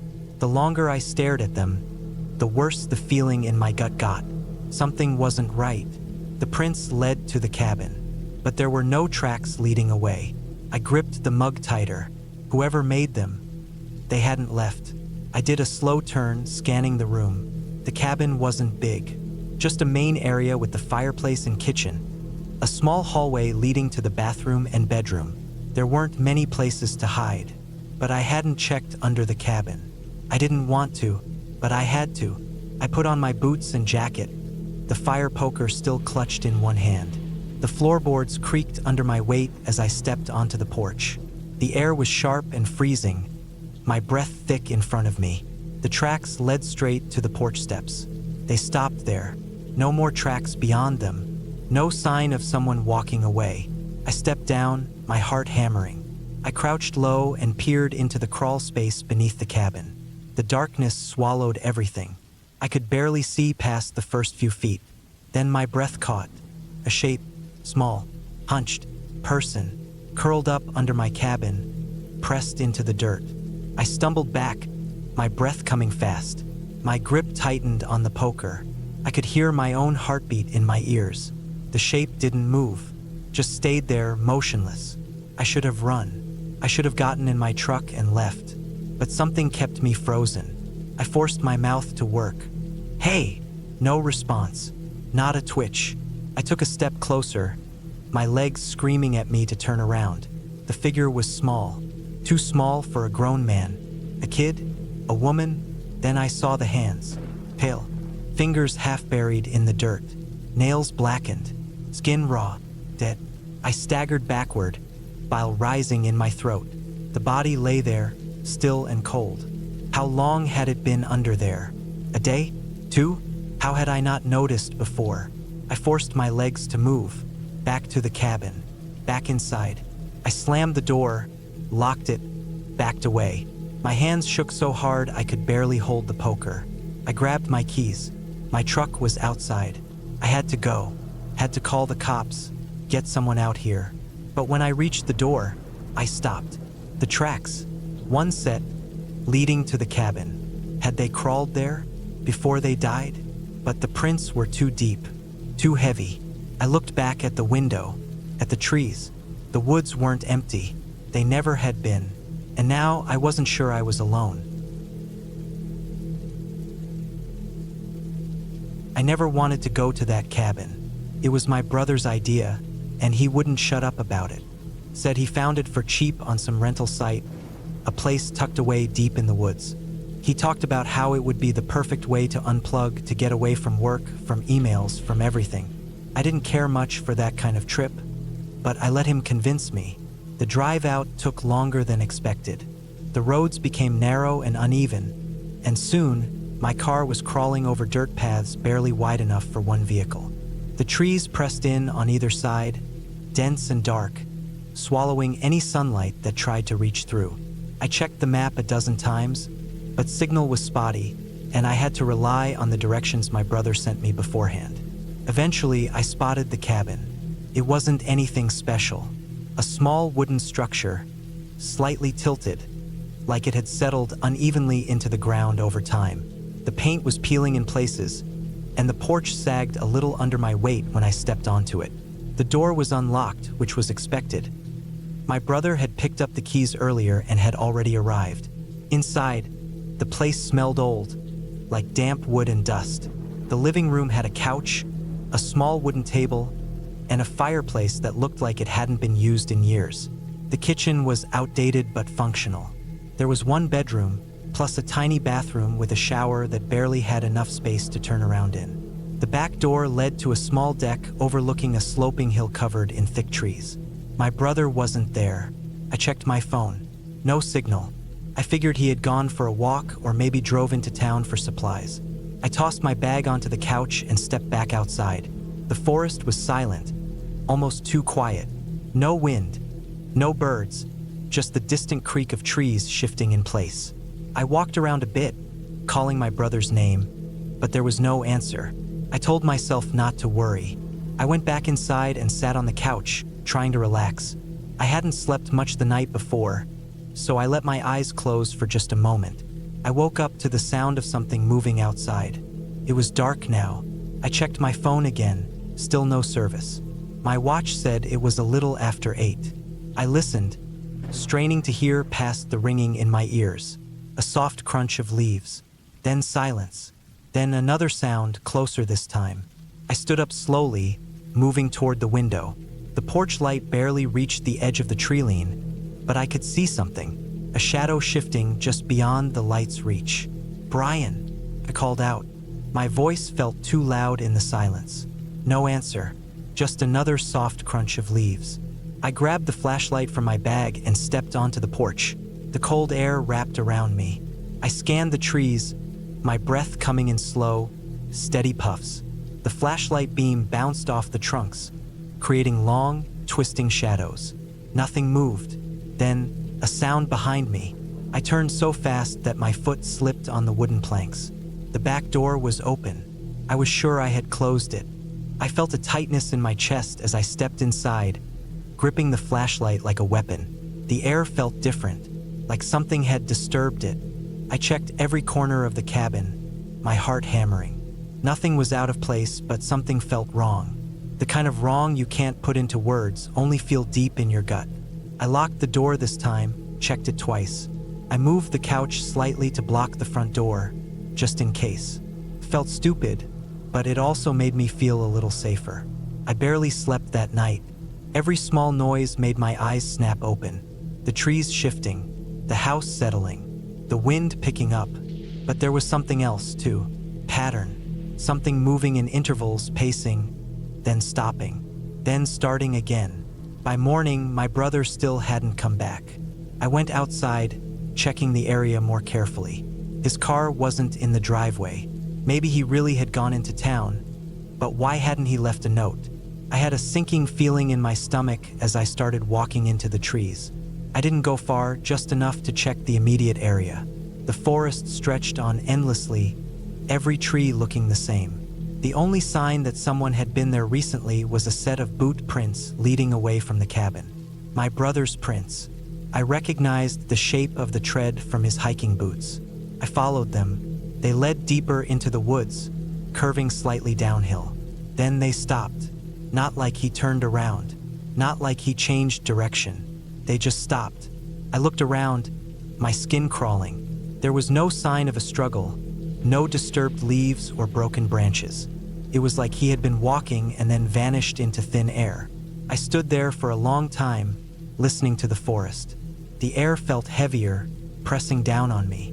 I turned back, following my own trail to the cabin. I packed my bag in minutes. I didn't care about anything I left behind. I grabbed my keys, shoved open the front door, and stopped cold. There were footprints on the porch. Not my brother's, not mine. They were fresh, leading up to the door. And they weren't there when I had stepped out. I didn't think. I ran to my car, threw myself inside, and locked the doors. My hands shook as I started the engine. The headlights cut through the trees as I sped down the narrow road, not looking back. I drove straight to the nearest town and called the police. They searched the area. They found my brother's car parked about a mile away from the cabin, hidden off the main path.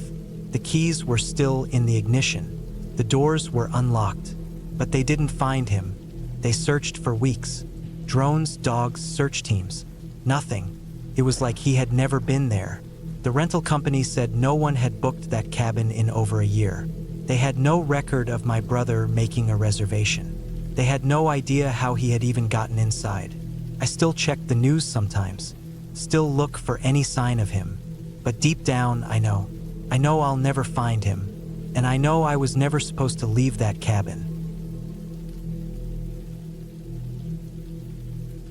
I should have never come here alone. That thought had been circling in my head for hours now, but it was too late to change things. The storm outside was relentless, rain hammering against the wooden walls of the cabin, wind howling through the trees. The nearest town was 20 miles away, and my truck, my only way out, was dead in the driveway, engine silent, battery drained. I had come out here for some quiet, some space. Life had been getting to me, work, relationships, the endless cycle of stress. A week off the grid. No phone, no internet, just the woods and the lake. Sounded perfect. It was supposed to be peaceful, but something felt wrong from the start. The cabin wasn't how I remembered it. My uncle had built it decades ago, and I'd been here plenty of times growing up, but something was different now. Smelled off like damp wood and old sweat. The furniture, once sturdy and familiar, looked slightly moved, like someone had been living here and left in a hurry. The bed had been slept in. The firewood was stacked too neatly for my uncle's usual careless habits. I told myself it was nothing. Maybe my uncle had let someone use the place. Maybe my memory was off. I ignored it and settled in. I lit a fire, cooked a can of chili, and tried to relax. Then I found the footprints. It had been raining all evening, and I hadn't left the cabin since arriving. But when I stepped onto the porch for some fresh air, I saw them, wet footprints, leading from the trees to the cabin door. Barefoot, too large to be mine. They stopped at the door. They didn't turn around. I stood there for a long time, staring. My mind ran through every possibility, trying to land on something that didn't make my skin crawl. Maybe they were old, just filled in with fresh rainwater. Maybe I just hadn't noticed them earlier. But no, the rain would have washed away anything from before I arrived.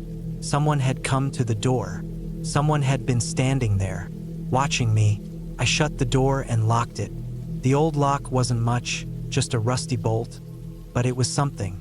I grabbed my uncle's rifle from above the fireplace. It hadn't been fired in years, and I had no idea if it even worked, but holding it made me feel better. For hours, I sat in the living room, fire crackling, rifle in my lap. I told myself it was just some hiker, maybe lost in the storm. Maybe they saw the cabin and wanted shelter but changed their mind. That was all. Still, I couldn't bring myself to sleep. The power went out around midnight. The storm had been messing with the lines all night, but when the lights died completely, the silence that followed felt different, heavier. I stayed awake, listening. Then, sometime past 3, I heard it, a soft creak. Inside the cabin. Not the wind, not the storm, something inside. I gripped the rifle, breathing as quietly as I could. The fire had burned down to embers, leaving the room in deep shadow. I listened, heart hammering. Another creak, closer this time, floorboards shifting under weight. Then silence. I stayed frozen, my back to the wall, eyes on the doorway to the bedroom. The only way in or out. I hadn't moved from the living room all night. So who had? Minutes passed, maybe hours. I didn't sleep, barely even blinked. At some point, the storm died down. The rain eased to a drizzle. The wind faded. The first hints of dawn crept through the window. I stood slowly, my legs stiff. I kept the rifle raised, moving carefully toward the bedroom. My breath felt too loud. The floor groaned under me as I stepped into the doorway. Nothing. The bed was empty. The small closet door was open, but it had been that way when I arrived. I checked the bathroom. Empty. I checked the kitchen. Empty. I checked the front door. The lock was undone. I was sure I had locked it. I stepped outside onto the porch. The wet footprints were gone, washed away by the night's rain. The driveway was just mud and gravel, my truck still sitting useless. But something caught my eye. At the edge of the woods, just beyond the tree line, something hung from a low branch. A deer skull, old yellowed, picked clean. It hadn't been there before. I stared at it for a long time, rifle still clutched in my hands. My uncle was no hunter, and I'd never seen anything like this here before. Someone had been here, and they wanted me to know. I packed my things in minutes, grabbed what little food I had left, and started walking. 20 miles to town. No car, no phone, just my feet and a rifle I wasn't even sure worked. I didn't look back at the cabin. I just walked. By the time I reached the road, my feet were raw, my legs aching. A truck passed eventually, an old farmer who barely looked at me as I climbed in. He didn't ask questions, and I didn't offer answers. I never went back to that cabin. I don't know who was there that night, but I know they're still out there, and I know they were watching me the whole time. I had never been a fan of cabins. Something about being alone in the woods with nothing but trees and darkness surrounding me never sat right. But when my brother offered me his cabin for a weekend getaway, I figured I could use the break. Work had been exhausting, and I had nothing but stress weighing me down. A weekend away from the city sounded like the perfect way to clear my mind. The drive up was uneventful.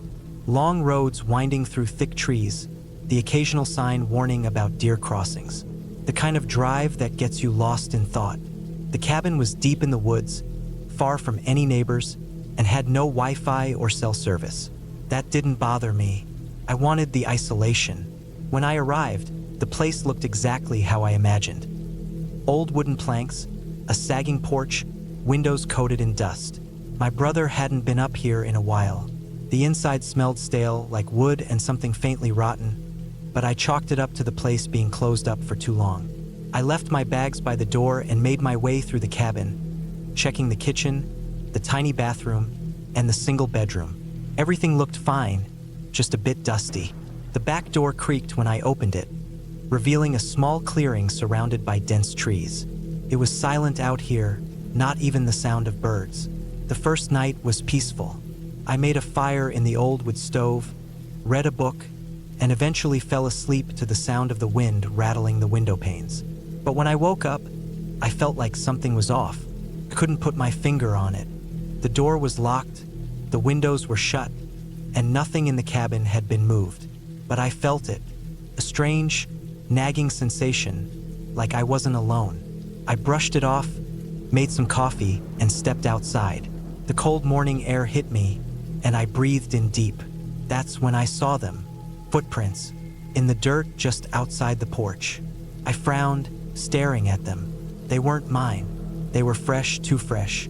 Someone had been here while I was sleeping. My heart started pounding. I looked around, but the trees were still and silent. No movement, no sounds, just that awful quiet. I told myself it was nothing, maybe an animal, though I knew those weren't animal tracks. I spent the rest of the day trying to shake the unease. I chopped some wood, made lunch, and tried to distract myself. But I couldn't stop checking the tree line, scanning the shadows between the trees. The feeling of being watched wouldn't leave me. That night, I made sure the doors and windows were locked.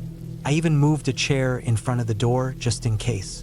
I lay in bed, staring at the ceiling, listening. The wind howled outside, making the cabin creak. I closed my eyes, willing myself to sleep. Then I heard it, a soft shuffle. Outside, I held my breath, straining to hear. It was faint, just barely audible over the wind. But it was there. Slow, deliberate footsteps moving around the cabin. My stomach turned to ice. Someone was out there. I sat up, my heart pounding in my chest. I reached for my phone, but of course no service.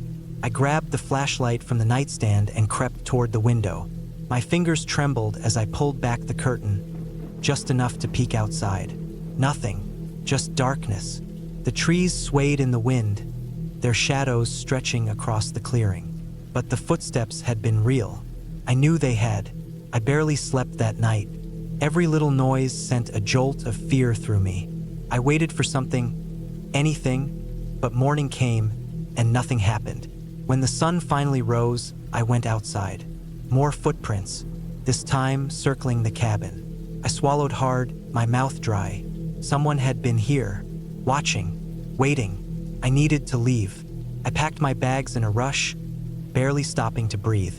I threw everything in the car and turned the key. The engine sputtered but wouldn't start. My stomach dropped. I tried again. Nothing. I popped the hood, pretending I knew what I was looking at. The engine looked fine, but I wasn't a mechanic. Panic crept up my throat. I was stranded. No phone service. No way to leave. And someone was out there. I spent the day inside, listening, waiting. Every now and then, I checked the windows, but I never saw anything. Just trees, endless trees. But I could feel it. That presence. That awful, skin-crawling feeling of being watched. As night fell, I locked myself in the bedroom, barricading the door with the dresser. I held the flashlight in one hand and the only weapon I could find, a rusty hunting knife, in the other. The wind picked up, making the cabin groan. And then I heard it again. The footsteps. This time, they didn't stop. They circled the cabin, slow and steady. My breath came in short, panicked gasps. I gripped the knife tighter. Then, a sound that made my blood turn to ice. The doorknob rattled. I wanted to scream, but I swallowed it down, backing into the corner of the room. The rattling stopped, replaced by heavy, slow breathing just outside the door. My entire body shook. I didn't move. I didn't breathe. Minutes passed. Then, the footsteps retreated. I didn't sleep. I stayed curled up in the corner, gripping the knife until my fingers went numb. When the sun rose, I forced myself to move. I stepped outside, my legs weak and unsteady. The footprints led away from the cabin, disappearing into the woods. I had to get out. I grabbed my bags and started walking. I didn't care how far it was to the nearest road. I just walked. Every few minutes, I checked over my shoulder. The trees loomed over me, silent, watching. I kept going. My legs ached. My throat was dry, but I didn't stop. After what felt like hours, I finally saw it, the road. Relief flooded through me. I hurried forward just as a truck appeared in the distance. I waved frantically, nearly collapsing as the driver pulled over. He asked if I was okay. I nodded, climbing into the passenger seat. As we drove away, I looked back at the woods, at the dark, endless trees. I never went back to that cabin, and I never asked my brother who else had keys to it. I didn't want to know. I didn't think twice when I rented the cabin. It was supposed to be a weekend away from the noise, away from people, away from everything. A small wooden cabin deep in the forest, miles away from the nearest town, sounded perfect. No service, no distractions. Just me, the trees, and the quiet. The drive there took longer than I expected. The last 20 miles were rough. A narrow dirt road twisting through the woods, potholes deep enough to rattle my teeth. The trees closed in on both sides, swallowing the sky. By the time I arrived, the sun was low, spilling orange light through the branches. The cabin was smaller than I thought. A single room with a kitchenette in the corner, a bed pushed against the far wall, and a wood stove that looked like it hadn't been used in years. There was a small bathroom, but no shower, just a sink and a toilet. The only light came from a few battery-powered lanterns placed around the room. It smelled like old wood and dust. I unpacked quickly, threw my bag on the bed, checked the cabinets. Empty except for a few cobwebs, and lit one of the lanterns as the last bit of daylight faded. The silence was overwhelming. No hum of electricity, no distant traffic, not even the chirp of crickets, just the soft rustling of trees and my own breathing. I tried to sleep, but the mattress was thin, and every time I shifted, the wooden frame creaked under me. I lay there, staring at the ceiling, listening to the forest outside. Around midnight, I heard something, a soft crunch, like a footstep in the leaves. Then another. I held my breath, straining to hear. The sound was slow, deliberate. It wasn't the wind. It wasn't an animal. It sounded like someone was walking just outside the cabin. I reached for my flashlight, clicking it on. The thin beam cut through the darkness, shaking slightly in my unsteady grip. I pointed it at the door, half expecting to see it swinging open, but it was shut, locked. I stayed still for what felt like an hour, barely breathing. The footsteps had stopped, just the trees swaying outside, whispering against the walls. Eventually, I let my eyes close, exhaustion pulling me under. The next morning, I stepped outside, the cold air biting my skin. The forest felt different, too still. The dirt around the cabin looked disturbed, like someone had been standing there, moving in circles. But there were no clear footprints, just scuffed earth, like something had been dragged. I told myself it was nothing. The wind, maybe. My imagination playing tricks on me. I spent the day hiking, trying to shake the unease. The woods stretched for miles, dense and unmarked. No signs, no trails, just endless trees pressing in from all sides. I walked for hours, deeper into the forest. The further I went, the more I felt it, that sense of being watched. Not paranoia, something real. The trees seemed too thick, the silence too heavy. Every time I turned around, I expected to see someone standing there. And then I found it. A small clearing, the ground covered in dry, dead leaves. In the center, a pile of bones. Animal, maybe, but too many. And something else. A ripped piece of fabric caught on a branch, torn and faded. I backed away, heart pounding. This wasn't normal. This wasn't right. I turned, retracing my steps, walking faster. The sun was already dipping low, shadows stretching long across the forest floor. The wind picked up, carrying the scent of something foul. Rotting. I forced myself to keep moving, swallowing the rising panic. I reached the cabin just as darkness fell, locked the door, bolted it.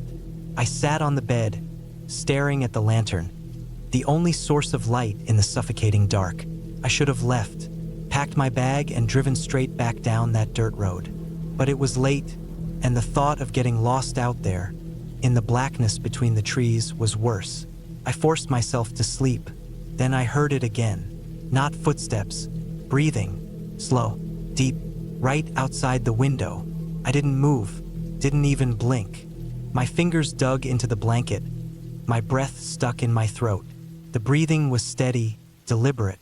Something standing just outside the cabin, listening. I turned my head just enough to see the window. Nothing there, just darkness pressing against the glass. But I knew someone was out there, watching. Minutes passed, an eternity, and then, slowly, the breathing faded. The sound of footsteps crunching away, vanishing into the woods. I didn't sleep after that. I sat there, every muscle locked, waiting for the sun. The moment it was light enough, I grabbed my bag, threw it in the truck, and started the engine.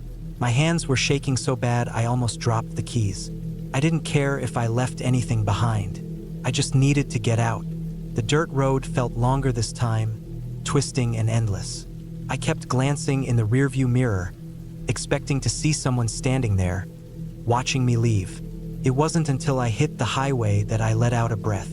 My body ached, my head throbbed. I was safe, but when I stopped for gas, stepping out of the truck, I saw it. The back of my shirt, the one I had left hanging on the cabin door, was in the truck bed, torn, stained with something dark, something that smelled like rot. I left it there. I didn't touch it. I just got back in the truck and kept driving. I never went back. I pulled my truck onto the gravel road, tires crunching over loose stones as I made my way deeper into the woods. The sun hung low in the sky, filtering through the trees in thin beams of gold. I had been driving for hours, and my body ached from the long ride. The air smelled of pine, damp earth, and something else. A faint, metallic scent I couldn't place. I shrugged it off, telling myself it was just the way the forest smelled in late autumn. The cabin was a small, one-story structure with dark wooden walls and a slanted metal roof. It stood alone, surrounded by thick trees. The nearest town was nearly an hour away, which was exactly what I wanted. No neighbors, no noise, no distractions. Just me, a stocked fridge, a rifle for any unwanted visitors, and a week of solitude. I parked the truck beside the cabin and climbed out, stretching my stiff limbs. The place looked even more isolated in person than it had in the pictures online. I liked that. It had a single front door, 2 windows on the side, and a chimney that hadn't seen smoke in a while. The porch creaked as I stepped onto it, but the wood felt sturdy enough. I unlocked the door and stepped inside. The air was stale, like no one had been inside for months.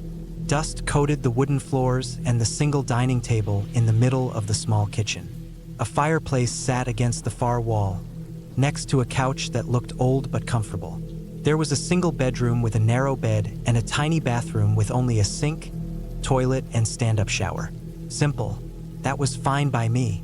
I set my bags down, cracked open the fridge, and was relieved to find it working.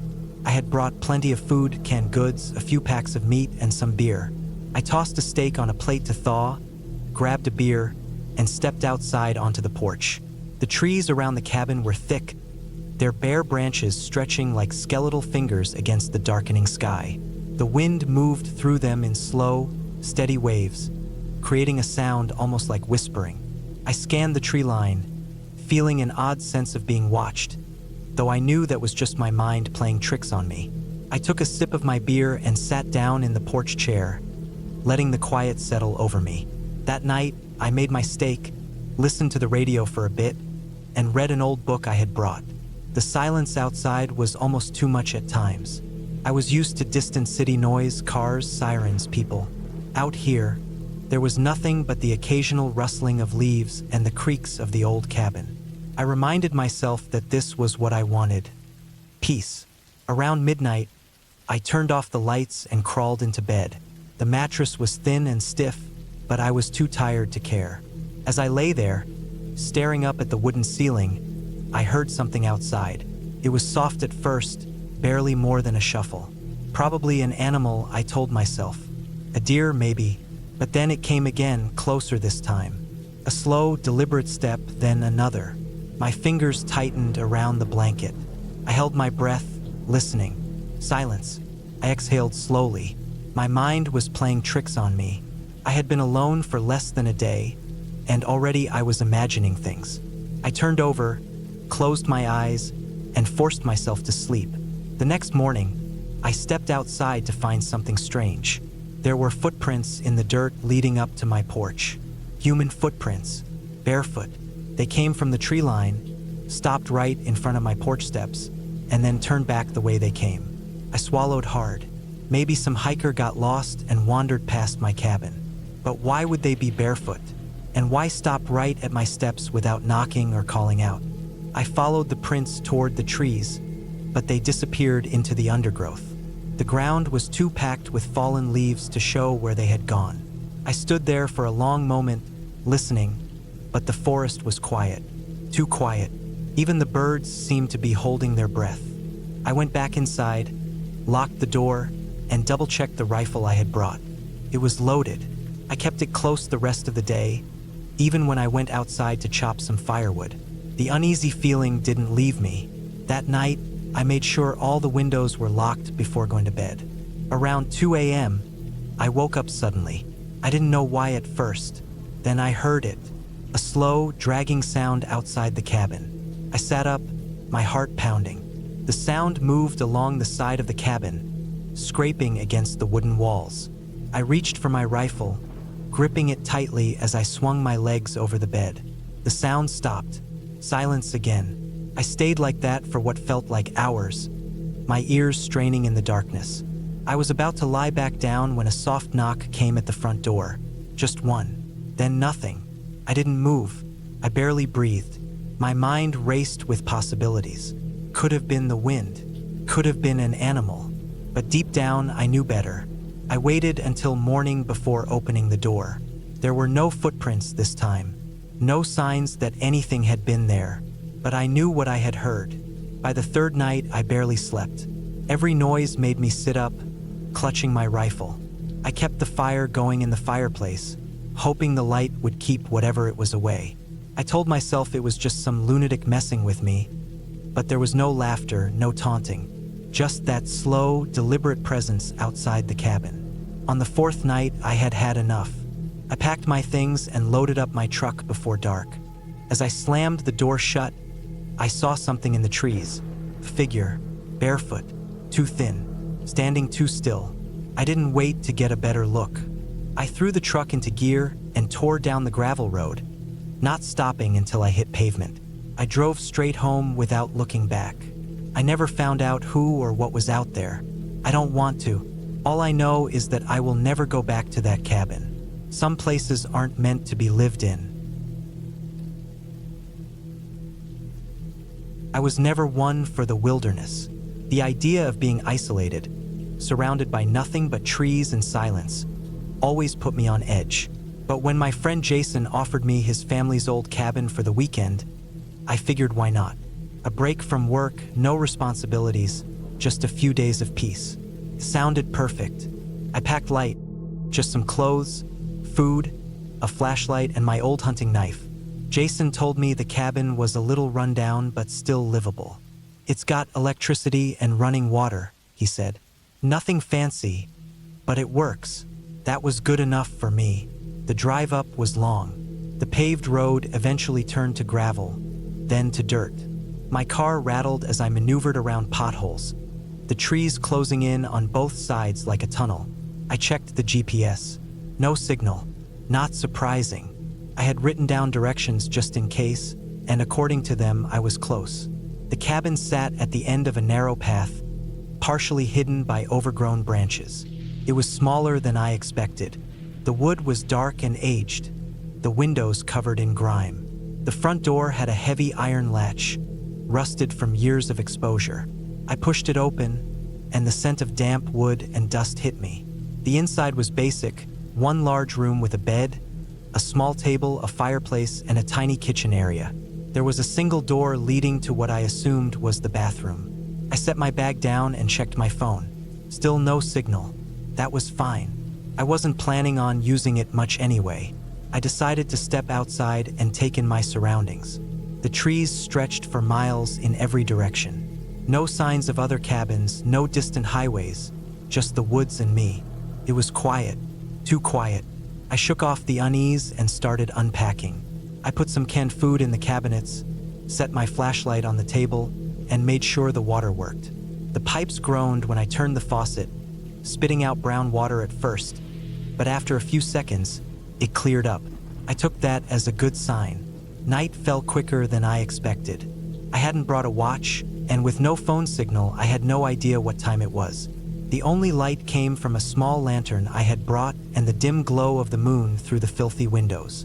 The sounds of the forest started creeping in, the rustling of leaves, the distant hoot of an owl, the occasional crack of a branch.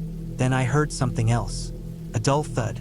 It wasn't loud, but it was close. It sounded like it came from just outside the cabin. I froze, listening. My heart started to pound. I told myself it was just an animal, maybe a deer, but I couldn't shake the feeling that it wasn't. I grabbed my flashlight and shined it out the window. The glass was too dirty to see clearly, so I stepped toward the door and hesitated. If I opened it, I'd be exposed. If I stayed inside, I'd never know what made the noise. I took a deep breath and unlatched the door. The night air was cold. My breath came out in small clouds as I scanned the area with my flashlight. The trees stood still. The dirt path leading to my car was empty. But then I noticed something odd. Footprints in the dirt. They weren't mine. They were fresh, leading from the woods to the cabin. I swallowed hard. Maybe a hiker? Someone lost? But why wouldn't they have knocked or called out? My eyes followed the trail, and I realized something even worse. The footprints stopped just a few feet from the cabin. They didn't turn back. Whoever made them had walked up to my cabin and then disappeared. I felt exposed standing there, so I stepped back inside and locked the door. My mind raced with possibilities. Maybe it was nothing. Maybe I was overreacting. I checked the windows again. No movement, just trees. I decided to sleep with my knife under my pillow. The night was long. Every small sound made me jolt awake. I kept thinking about the footprints, imagining someone standing just outside, watching. Morning came, and with it, a thick fog. I stepped outside to check the footprints again. They were still there. No new ones. That was good, I supposed. I convinced myself it had been my imagination playing tricks on me. But the feeling of being watched never left. I spent the day hiking around the area, trying to clear my head. The woods were dense, the ground uneven. I found an old trail that looked like it hadn't been used in years. As I walked, I noticed something off. Trees with deep gashes in their bark, like someone had hacked at them with a blade. The cuts weren't fresh, but they weren't that old either. Then I found something worse. A small clearing, and in the middle of it, a pile of bones. At first, I thought they were animal bones, but as I got closer, I saw something that made my stomach drop. A shoe, half buried in the dirt. A human shoe. I turned and walked back toward the cabin, faster this time. My mind was screaming at me to leave, but my car was the only way out, and I wasn't about to run blindly through the woods. I locked myself inside the cabin and waited for nightfall. I barely ate. My nerves were shot. I kept my knife in my lap, my flashlight next to me. Then, just as the sun dipped below the trees, I heard it again. The thud. This time it was louder, closer. I held my breath, my hands clenched around the knife. Something was outside. The doorknob rattled. I didn't move. I didn't make a sound. Then, after what felt like an eternity, the rattling stopped. But I knew whoever had been outside wasn't gone. They were waiting. I stayed up all night, knife in hand, listening. The footsteps came and went, circling the cabin. I didn't look out the windows. I didn't dare. At first light, I grabbed my bag and bolted for the car. My heart pounded as I fumbled with the keys. The engine sputtered, then roared to life. As I peeled out onto the dirt road, I glanced in the rearview mirror. A figure stood at the edge of the trees, watching. I didn't stop. I didn't look back again. When I finally got back to town, I called Jason and told him everything. He went quiet for a long time before saying, "That cabin hasn't been used in years. My family stopped going there after." "After what?" I asked. He hesitated. "After my uncle disappeared." The cabin sat deep in the woods, far from any road or sign of civilization. I had rented it for a weekend, thinking the isolation would be good for me. I needed a break from everything: work, people, the constant noise of the city. It was supposed to be peaceful. The drive there had been long. A 2-lane road turned into a gravel path, then into a dirt road barely wide enough for my truck. Trees pressed in on both sides, branches scraping against the sides of the vehicle like fingers. It had been almost an hour since I'd last seen another house, just an old farmhouse with a rusted truck out front. No gas stations, no stores, nothing. By the time I reached the cabin, the sun was low. The place was smaller than I expected. 1 floor, a porch with a single rocking chair, and a pile of firewood stacked against the wall. The wood looked fresh, like someone had just cut it. That was strange because the listing had said the place hadn't been rented in months. I shook it off and carried my bags inside. The inside was simple: 1 main room with a fireplace, a small kitchen, and a bedroom in the back. A single window looked out into the trees. There was no TV, no Wi-Fi, just a radio on the kitchen counter. The air smelled of wood and dust. I locked the door and set my bags down. The first thing I did was check my phone. No signal. That wasn't surprising, but it made me uneasy. If something happened, I was on my own. The first night was fine. I made a fire, cooked some canned soup, and sat in the rocking chair on the porch, listening to the wind move through the trees. It was quiet, too quiet, the kind of quiet that makes your ears ring because there's nothing else to hear. I went to bed early. The mattress was thin, the blankets rough, but I was tired from the drive. I fell asleep fast. Sometime in the middle of the night, I woke up. Took me a second to realize why. Something had changed. The fire had burned down, and the room was cold, but that wasn't it. It was the silence. Before, there had been the sound of wind, of trees shifting. Now there was nothing. I lay there listening. Then I heard it. A creak, slow and deliberate, from the front porch. I held my breath. Another creak, like weight shifting on wood. Someone or something was out there. I moved as quietly as I could, reaching for the flashlight on the nightstand. The floor was cold under my feet. I inched toward the window, my heartbeat thudding in my ears. I lifted the curtain just enough to peek outside. Nothing. The porch was empty. The rocking chair sat still. The trees stood dark and unmoving. I stayed there for a long time, waiting, but nothing else happened. Eventually, I convinced myself it had been an animal. Maybe a raccoon or a deer had stepped onto the porch. It wasn't unusual. I forced myself back to bed, but I didn't sleep well. The next morning, I stepped onto the porch to check. The wood was damp with dew, but I saw no footprints. That was strange. If it had been an animal, wouldn't there be some sign of it? I pushed it out of my mind and spent the day exploring. The forest was dense, the ground uneven. I walked for an hour in one direction and didn't see another person, another cabin, or even a trail, just trees and silence. That night, I made sure the door was locked before going to bed. Again, I woke up in the middle of the night. This time, it wasn't just a sound. It was a feeling, like I was being watched. I stayed still, barely breathing. My back was to the door, and I had the overwhelming urge to turn around, but I couldn't make myself do it. My body felt frozen. Then I heard it. Not outside, inside. A faint, slow shuffle. A sound so quiet I almost thought I was imagining it. I forced myself to roll over, my heart hammering. The room was empty. The door was still closed. I reached for my flashlight, my hand shaking. I turned it on and swept the beam across the small cabin. Nothing, but the feeling didn't go away. I didn't sleep after that. The next day, I decided to leave early. Something about this place wasn't right. I packed my things and went to the truck. The engine wouldn't start. I checked under the hood. Everything looked fine, but it wouldn't turn over. The battery wasn't dead. It was like something was stopping it from starting. That was when I saw them. Footprints. In the dirt, circling the cabin. They weren't mine. They were fresh. The realization hit me like ice water. Someone had been here, watching me, walking around while I slept. Panic set in. I grabbed my backpack, stuffed it with essentials, and started walking. I didn't care how far it was. I wasn't staying. I walked for hours. The sun moved across the sky, the light filtering through the trees. But no matter how far I went, I never reached the road. I should have by then.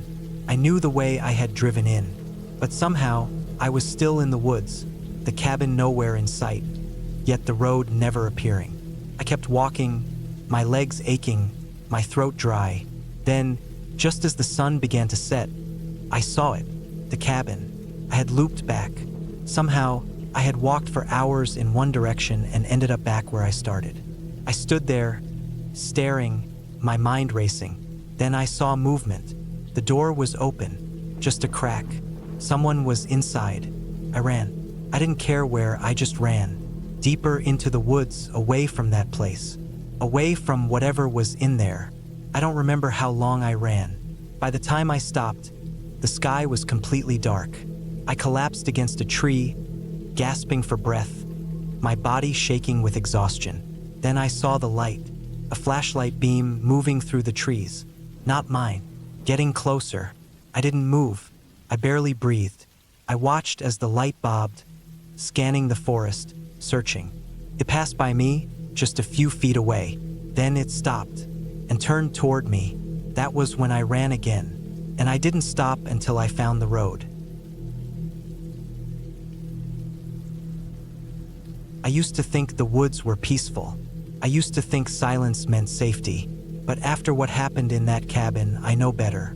It started as a simple trip. I needed a break from the city, from work, from people. A friend had mentioned an old cabin up north, far from anything. No phone service, no neighbors, just endless trees and quiet. Sounded perfect. The drive took nearly 6 hours, and by the time I turned onto the narrow dirt road leading to the cabin, the sun was already low in the sky. The trees were dense, towering on either side of the road, their bare branches twisting together above like skeletal fingers. It was early November, and the cold had settled in deep. The air felt thick, heavy with the scent of damp earth and rotting leaves. The cabin itself was old but sturdy. A single-story structure with a slanted roof, a small porch, and a stone chimney. The wood was dark, weathered by time and rain, but it felt solid. I unlocked the door and stepped inside, breathing in the musty scent of dust and old wood. The interior was simple, just a main room with a fireplace, a kitchenette, and a small bedroom in the back. The first night was uneventful. I lit a fire, made some canned soup, and sat in the silence. No traffic, no voices, no hum of city life. Just the crackling of the fire and the occasional creak of the wooden walls as they adjusted to the cold. Felt good.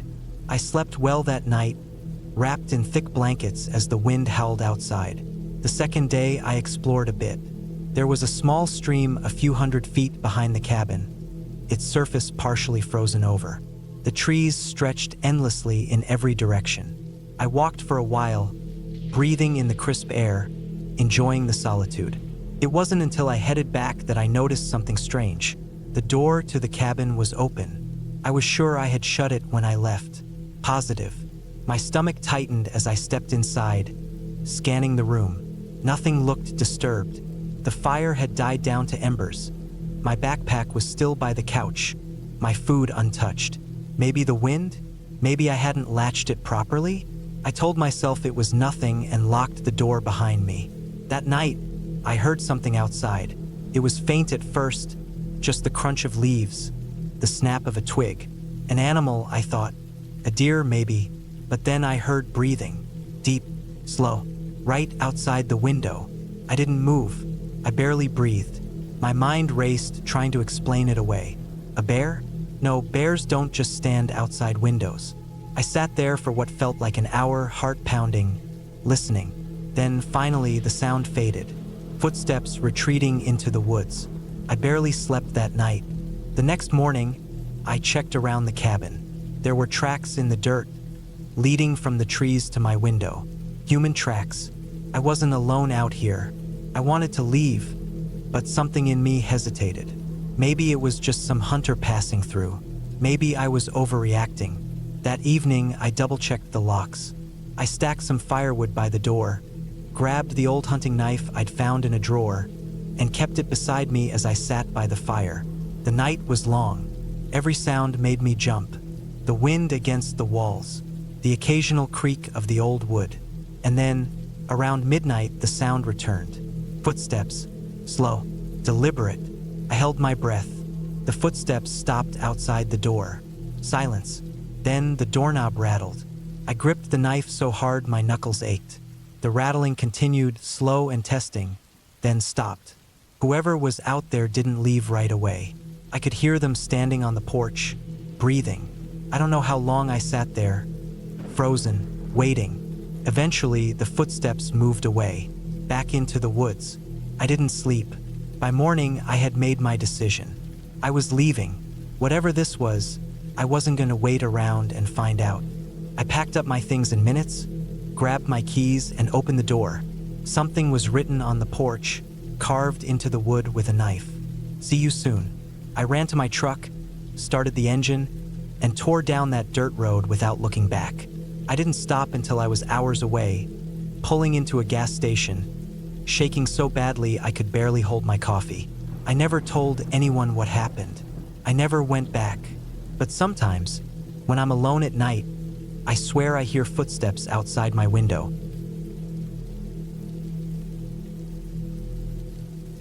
I had been driving for hours, further and further into the mountains, away from the town, away from people, away from everything. It was the kind of isolation I wanted, needed. My life had been nothing but stress, work, bills, noise. I just wanted quiet, to be alone for a while. The cabin was deep in the woods, miles from the nearest paved road. I had rented it online, some listing buried in the depths of a forum where people shared off-the-grid locations. The pictures showed a simple wooden structure, small but cozy, surrounded by towering trees with nothing but wilderness beyond.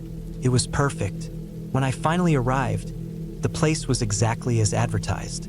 A single-story cabin, old but sturdy, with a metal roof and a wide porch. There was a stack of firewood by the door and a small, empty gravel driveway where I parked. The air was cold, sharp, and the only sound was the occasional creak of trees swaying in the wind. Inside, the cabin was basic. A living room with a couch, a wood stove, and a small kitchenette. A single bedroom with a bed that looked more comfortable than I expected. A bathroom with a rattling water heater. No TV, no internet, just silence. Exactly what I had wanted. The first day was peaceful. I unpacked my supplies, set up my sleeping bag on the bed, and made a small fire in the stove. The warmth filled the cabin quickly, and for the first time in weeks, I felt relaxed. The quiet was a relief. No emails, no traffic, just me and the trees. But by the second day, I started noticing small things. At first, they seemed unimportant. The door, which I knew I had closed, was slightly ajar when I woke up. The can of beans I had set on the counter had rolled onto the floor. The wind outside had picked up, and I figured it had something to do with it. Then, on the third night, I heard something outside. Not the wind, not the trees, something else. I was lying in bed, wrapped in my sleeping bag, when I heard soft crunching in the gravel driveway. Slow, careful footsteps. I held my breath and listened. My heart pounded. The footsteps stopped near the porch. I waited, straining to hear over the silence. Then, after a long moment, they moved away, fading back into the woods. I told myself it was probably an animal, a deer, maybe a bear, but I didn't sleep much after that. The next morning, I walked outside. The ground was damp from the night's cold, and I saw them. Footprints, human footprints, leading from the tree line, stopping at my porch, then disappearing back into the woods. Someone had been here, watching me. I scanned the trees, but there was nothing, just endless woods. A deep, unsettling feeling settled in my stomach. I wasn't alone out here. I locked the door, sat by the window with my knife close by, waited. The sun moved across the sky, shadows stretching long across the forest. That night I heard it again, this time closer, footsteps circling the cabin. Slow, deliberate. My heart pounded in my chest. I wanted to grab my keys, get in my car, and drive away. But if someone was out there, waiting for me to step outside, I'd be exposed. I sat in the dark, gripping my knife. The footsteps stopped. Then the doorknob rattled. A surge of panic shot through me. I didn't breathe, didn't move. The rattling stopped, and then silence. Long, terrible silence. Minutes passed, maybe an hour. My mind raced with possibilities. Who was out there? What did they want? When the first light of dawn finally crept through the trees, I opened the door, knife in hand. The footprints were there again, closer this time. They led from the woods around the cabin to the door. Then something worse. There was a single word carved into the wood of the porch. Leave. I didn't hesitate. I grabbed my bag, threw it into the car, and started the engine. Gravel kicked up as I sped down the winding road, my hands shaking on the wheel. I didn't stop, didn't look back. Not until I was miles away, back on paved roads, back near civilization. I never told anyone, never reported it. What would I even say? There were no ghosts, no monsters, just something real, someone real. Someone who had been watching me, walking around my cabin at night, standing just on the other side of the door, listening. I don't go to cabins anymore. I don't know what made me do it, but I rented a cabin in the middle of nowhere for a week. Maybe I needed time to think, or maybe I just wanted to be alone. Whatever the reason was, I chose a place deep in the woods, miles from the nearest town. It was cheap, and the photos made it look decent enough. 1 bedroom, a small kitchen, and a living area with an old fireplace. The booking site mentioned no Wi-Fi, no cable, barely any cell service. That was the point. The drive there took longer than I expected. The last 20 miles were nothing but a single-lane dirt road winding through thick trees. It felt like no one had driven through in weeks. The sun was starting to dip below the tree line by the time I reached the cabin. It was smaller than I had imagined, with dark wooden walls and a slanted roof covered in pine needles. The whole place looked abandoned, but the key was under the mat, just like the owner said it would be. Inside, the air was stale, like the place had been shut up for months. There was a faint smell of wood and something else, something damp. The furniture was old but sturdy. The kitchen had an old fridge and a rusty stove that looked like it hadn't been used in years. There were a few dusty plates in the cabinets. The bedroom was just a bed with a sagging mattress and a nightstand. No TV, no radio, just the sound of the wind outside. The first night was uneventful. I made a fire, ate a quick dinner, and read a book until I got too tired to keep my eyes open. The silence was the hardest part. I was used to the hum of city life, but out here, there was nothing. Just the occasional rustle of leaves or the creaking of old wood. The second night, I heard something outside. First, I thought it was just the wind, but then I heard it again. Twigs snapping, slow, deliberate steps. I sat up in bed, listening. The sound came from just beyond the cabin, near the tree line. I reached for my phone, but there was no signal. I told myself it was just an animal, a deer, maybe. Eventually, the noises stopped, and I fell asleep. The next morning, I found footprints in the dirt outside the cabin. They weren't mine. They were fresh, leading from the trees to the side of the cabin, stopping just below the bedroom window. They weren't the deep, cloven prints of a deer. They were boot prints. I told myself someone must have wandered onto the property by accident. Maybe a hiker. But deep down, I knew that didn't make sense. I hadn't seen another person for miles, and whoever it was had been standing outside my window in the middle of the night. That night, I locked the doors and made sure the windows were shut tight. I stayed up, listening, but I didn't hear anything. Around 2 in the morning, I finally let my guard down and closed my eyes. Then I woke up to the sound of my doorknob turning. My heart nearly stopped. I lay in bed, not moving, barely breathing. The knob rattled again, harder this time. Someone was trying to get in. The lock held, but the door shook like whoever was out there was pushing against it. I grabbed the flashlight from the nightstand and shined it toward the door. The rattling stopped. For a long time, I just sat there, waiting. Then I heard slow footsteps walking away from the door, disappearing into the trees. I didn't sleep for the rest of the night. By morning, I had made up my mind to leave. I packed my bag, threw everything into the car, and started the engine. But as I pulled onto the dirt road, I saw something that made my stomach drop. A set of tire tracks in the mud. They weren't mine. They were fresh, leading away from the cabin like someone had been parked there and driven off just before I came outside. I drove as fast as I could, barely slowing down for the twists and turns. My hands were shaking the whole time.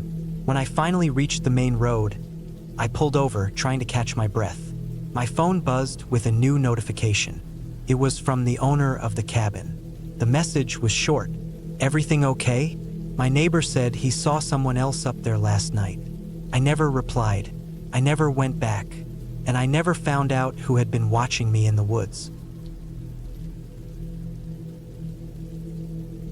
I had been driving for hours, the roads narrowing, winding through thick forests that stretched on forever. The sun was already setting when I pulled up to the cabin. A small, single-story structure with a sagging roof and dark wooden walls, nestled deep in the trees. It wasn't mine. A friend had lent it to me, said it would be good for me to get away for a while. After the last few months, I figured he was right. I stepped out of the car, stretching my legs as the cold air sank in. The place was isolated. No other houses, no lights, nothing but trees and silence. The nearest town was almost an hour away. That was fine. I needed the quiet. Unlocking the front door, I stepped inside. It smelled of old wood and dust. The floorboards creaked under my boots. There was a small living room with a couch and an old television that probably didn't work. A fireplace sat against one wall, filled with ash from past fires. The kitchen was basic: a fridge, a stove, a table with 2 chairs. There was only one bedroom. The bed looked old but clean, and the window faced nothing but trees. I checked my phone, no signal. That was expected. I had brought plenty of supplies, enough to last the week. Canned food, water, a few things to cook.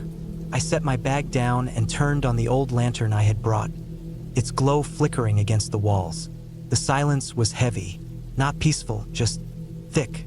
I stood still for a long time, listening. Nothing. No birds, no wind, no distant sound of cars.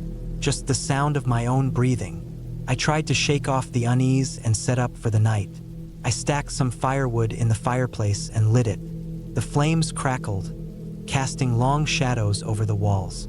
I made a simple meal, ate quickly, and sat in the dim light, trying to enjoy the stillness. It was sometime after midnight when I first heard it. A soft scrape, faint, somewhere outside. I sat up, listening, but it was gone. Maybe an animal. The woods were full of them, but the sound had been too deliberate. Not the shuffle of a raccoon or the scurry of a squirrel. It had been slow, steady. I stood and moved to the window, peering out. Darkness. Nothing but the trees swaying slightly. The fire crackled behind me. I told myself I was being paranoid. City life had dulled my senses. Out here, every little noise felt like something bigger. I locked the doors and windows, double-checking each one before heading to bed. I woke up to silence. Not even the sound of the fire anymore. The room was dark except for the faint glow of dying embers. Something felt off. I lay still, listening. Then I heard it again. A slow, dragging sound outside, moving along the wall of the cabin. My stomach tightened. I sat up, heart hammering. It was close, too close. I reached for the flashlight beside the bed, clicking it on. The thin beam cut through the darkness, casting weak light against the wooden walls. The sound stopped. I stayed frozen for what felt like hours, waiting. My fingers tightened around the flashlight. I wanted to check outside, but every part of me screamed to stay put. I didn't sleep after that. I lay awake, listening. Nothing else came. By the time the sun rose, I convinced myself it had been an animal. Maybe a deer rubbing against the cabin. The day passed quietly. I went outside, circling the cabin, looking for tracks. The ground was covered in damp leaves, but I saw no clear footprints, no signs of anything. Still, I couldn't shake the feeling that something had been out there. That night, I made sure the fire was strong. I sat by the flames, the warmth steadying me. Hours passed. Midnight came and went. Nothing. Maybe it had been my imagination. Then, just as I was about to go to bed, there was a knock. A single, soft knock on the front door. My breath caught in my throat. I stared at the door, my pulse roaring in my ears. Another knock. Slow. Even. I didn't move. Didn't breathe. The knock stopped. Silence stretched out. Then I heard the dragging sound again, moving along the side of the cabin. My hands clenched into fists. I reached for the rifle I had brought. Not that I had ever needed to use it before. I stood, stepping quietly toward the window, flashlight in hand. I hesitated, then aimed the beam outside. Nothing. The trees stood still. The ground was empty. Then my flashlight flickered, just for a second. And in that second, I saw something move between the trees. Not an animal, not some lost hiker. Something taller. It was gone before I could process it. I stood there, heart pounding. The flashlight's beam shook in my hand. I didn't sleep at all that night. By morning, I had made my decision. I packed my things quickly, throwing everything into my bag. I didn't care about breakfast, didn't care about the week I had planned to stay. I needed to leave. Now, I stepped outside, locking the cabin behind me. The car was just a few yards away. I gripped the keys, ready to run. Then I saw them. Footprints. Deep imprints in the damp earth, circling the cabin. Not boots, not shoes, bare feet, and they weren't mine. I didn't stop to think. I sprinted to the car, yanking the door open, shoving the key into the ignition with shaking hands. The engine turned over. I slammed it into gear, tires kicking up dirt as I sped down the narrow road, leaving the cabin behind. I didn't stop driving. Not until I reached the main highway. Not until I saw other cars, other people. I never went back to that cabin. I told my friend something had come up, that I had to leave early. I didn't tell him about the sounds, the footprints, the figure in the trees, because whatever had been out there, it had been watching me the whole time.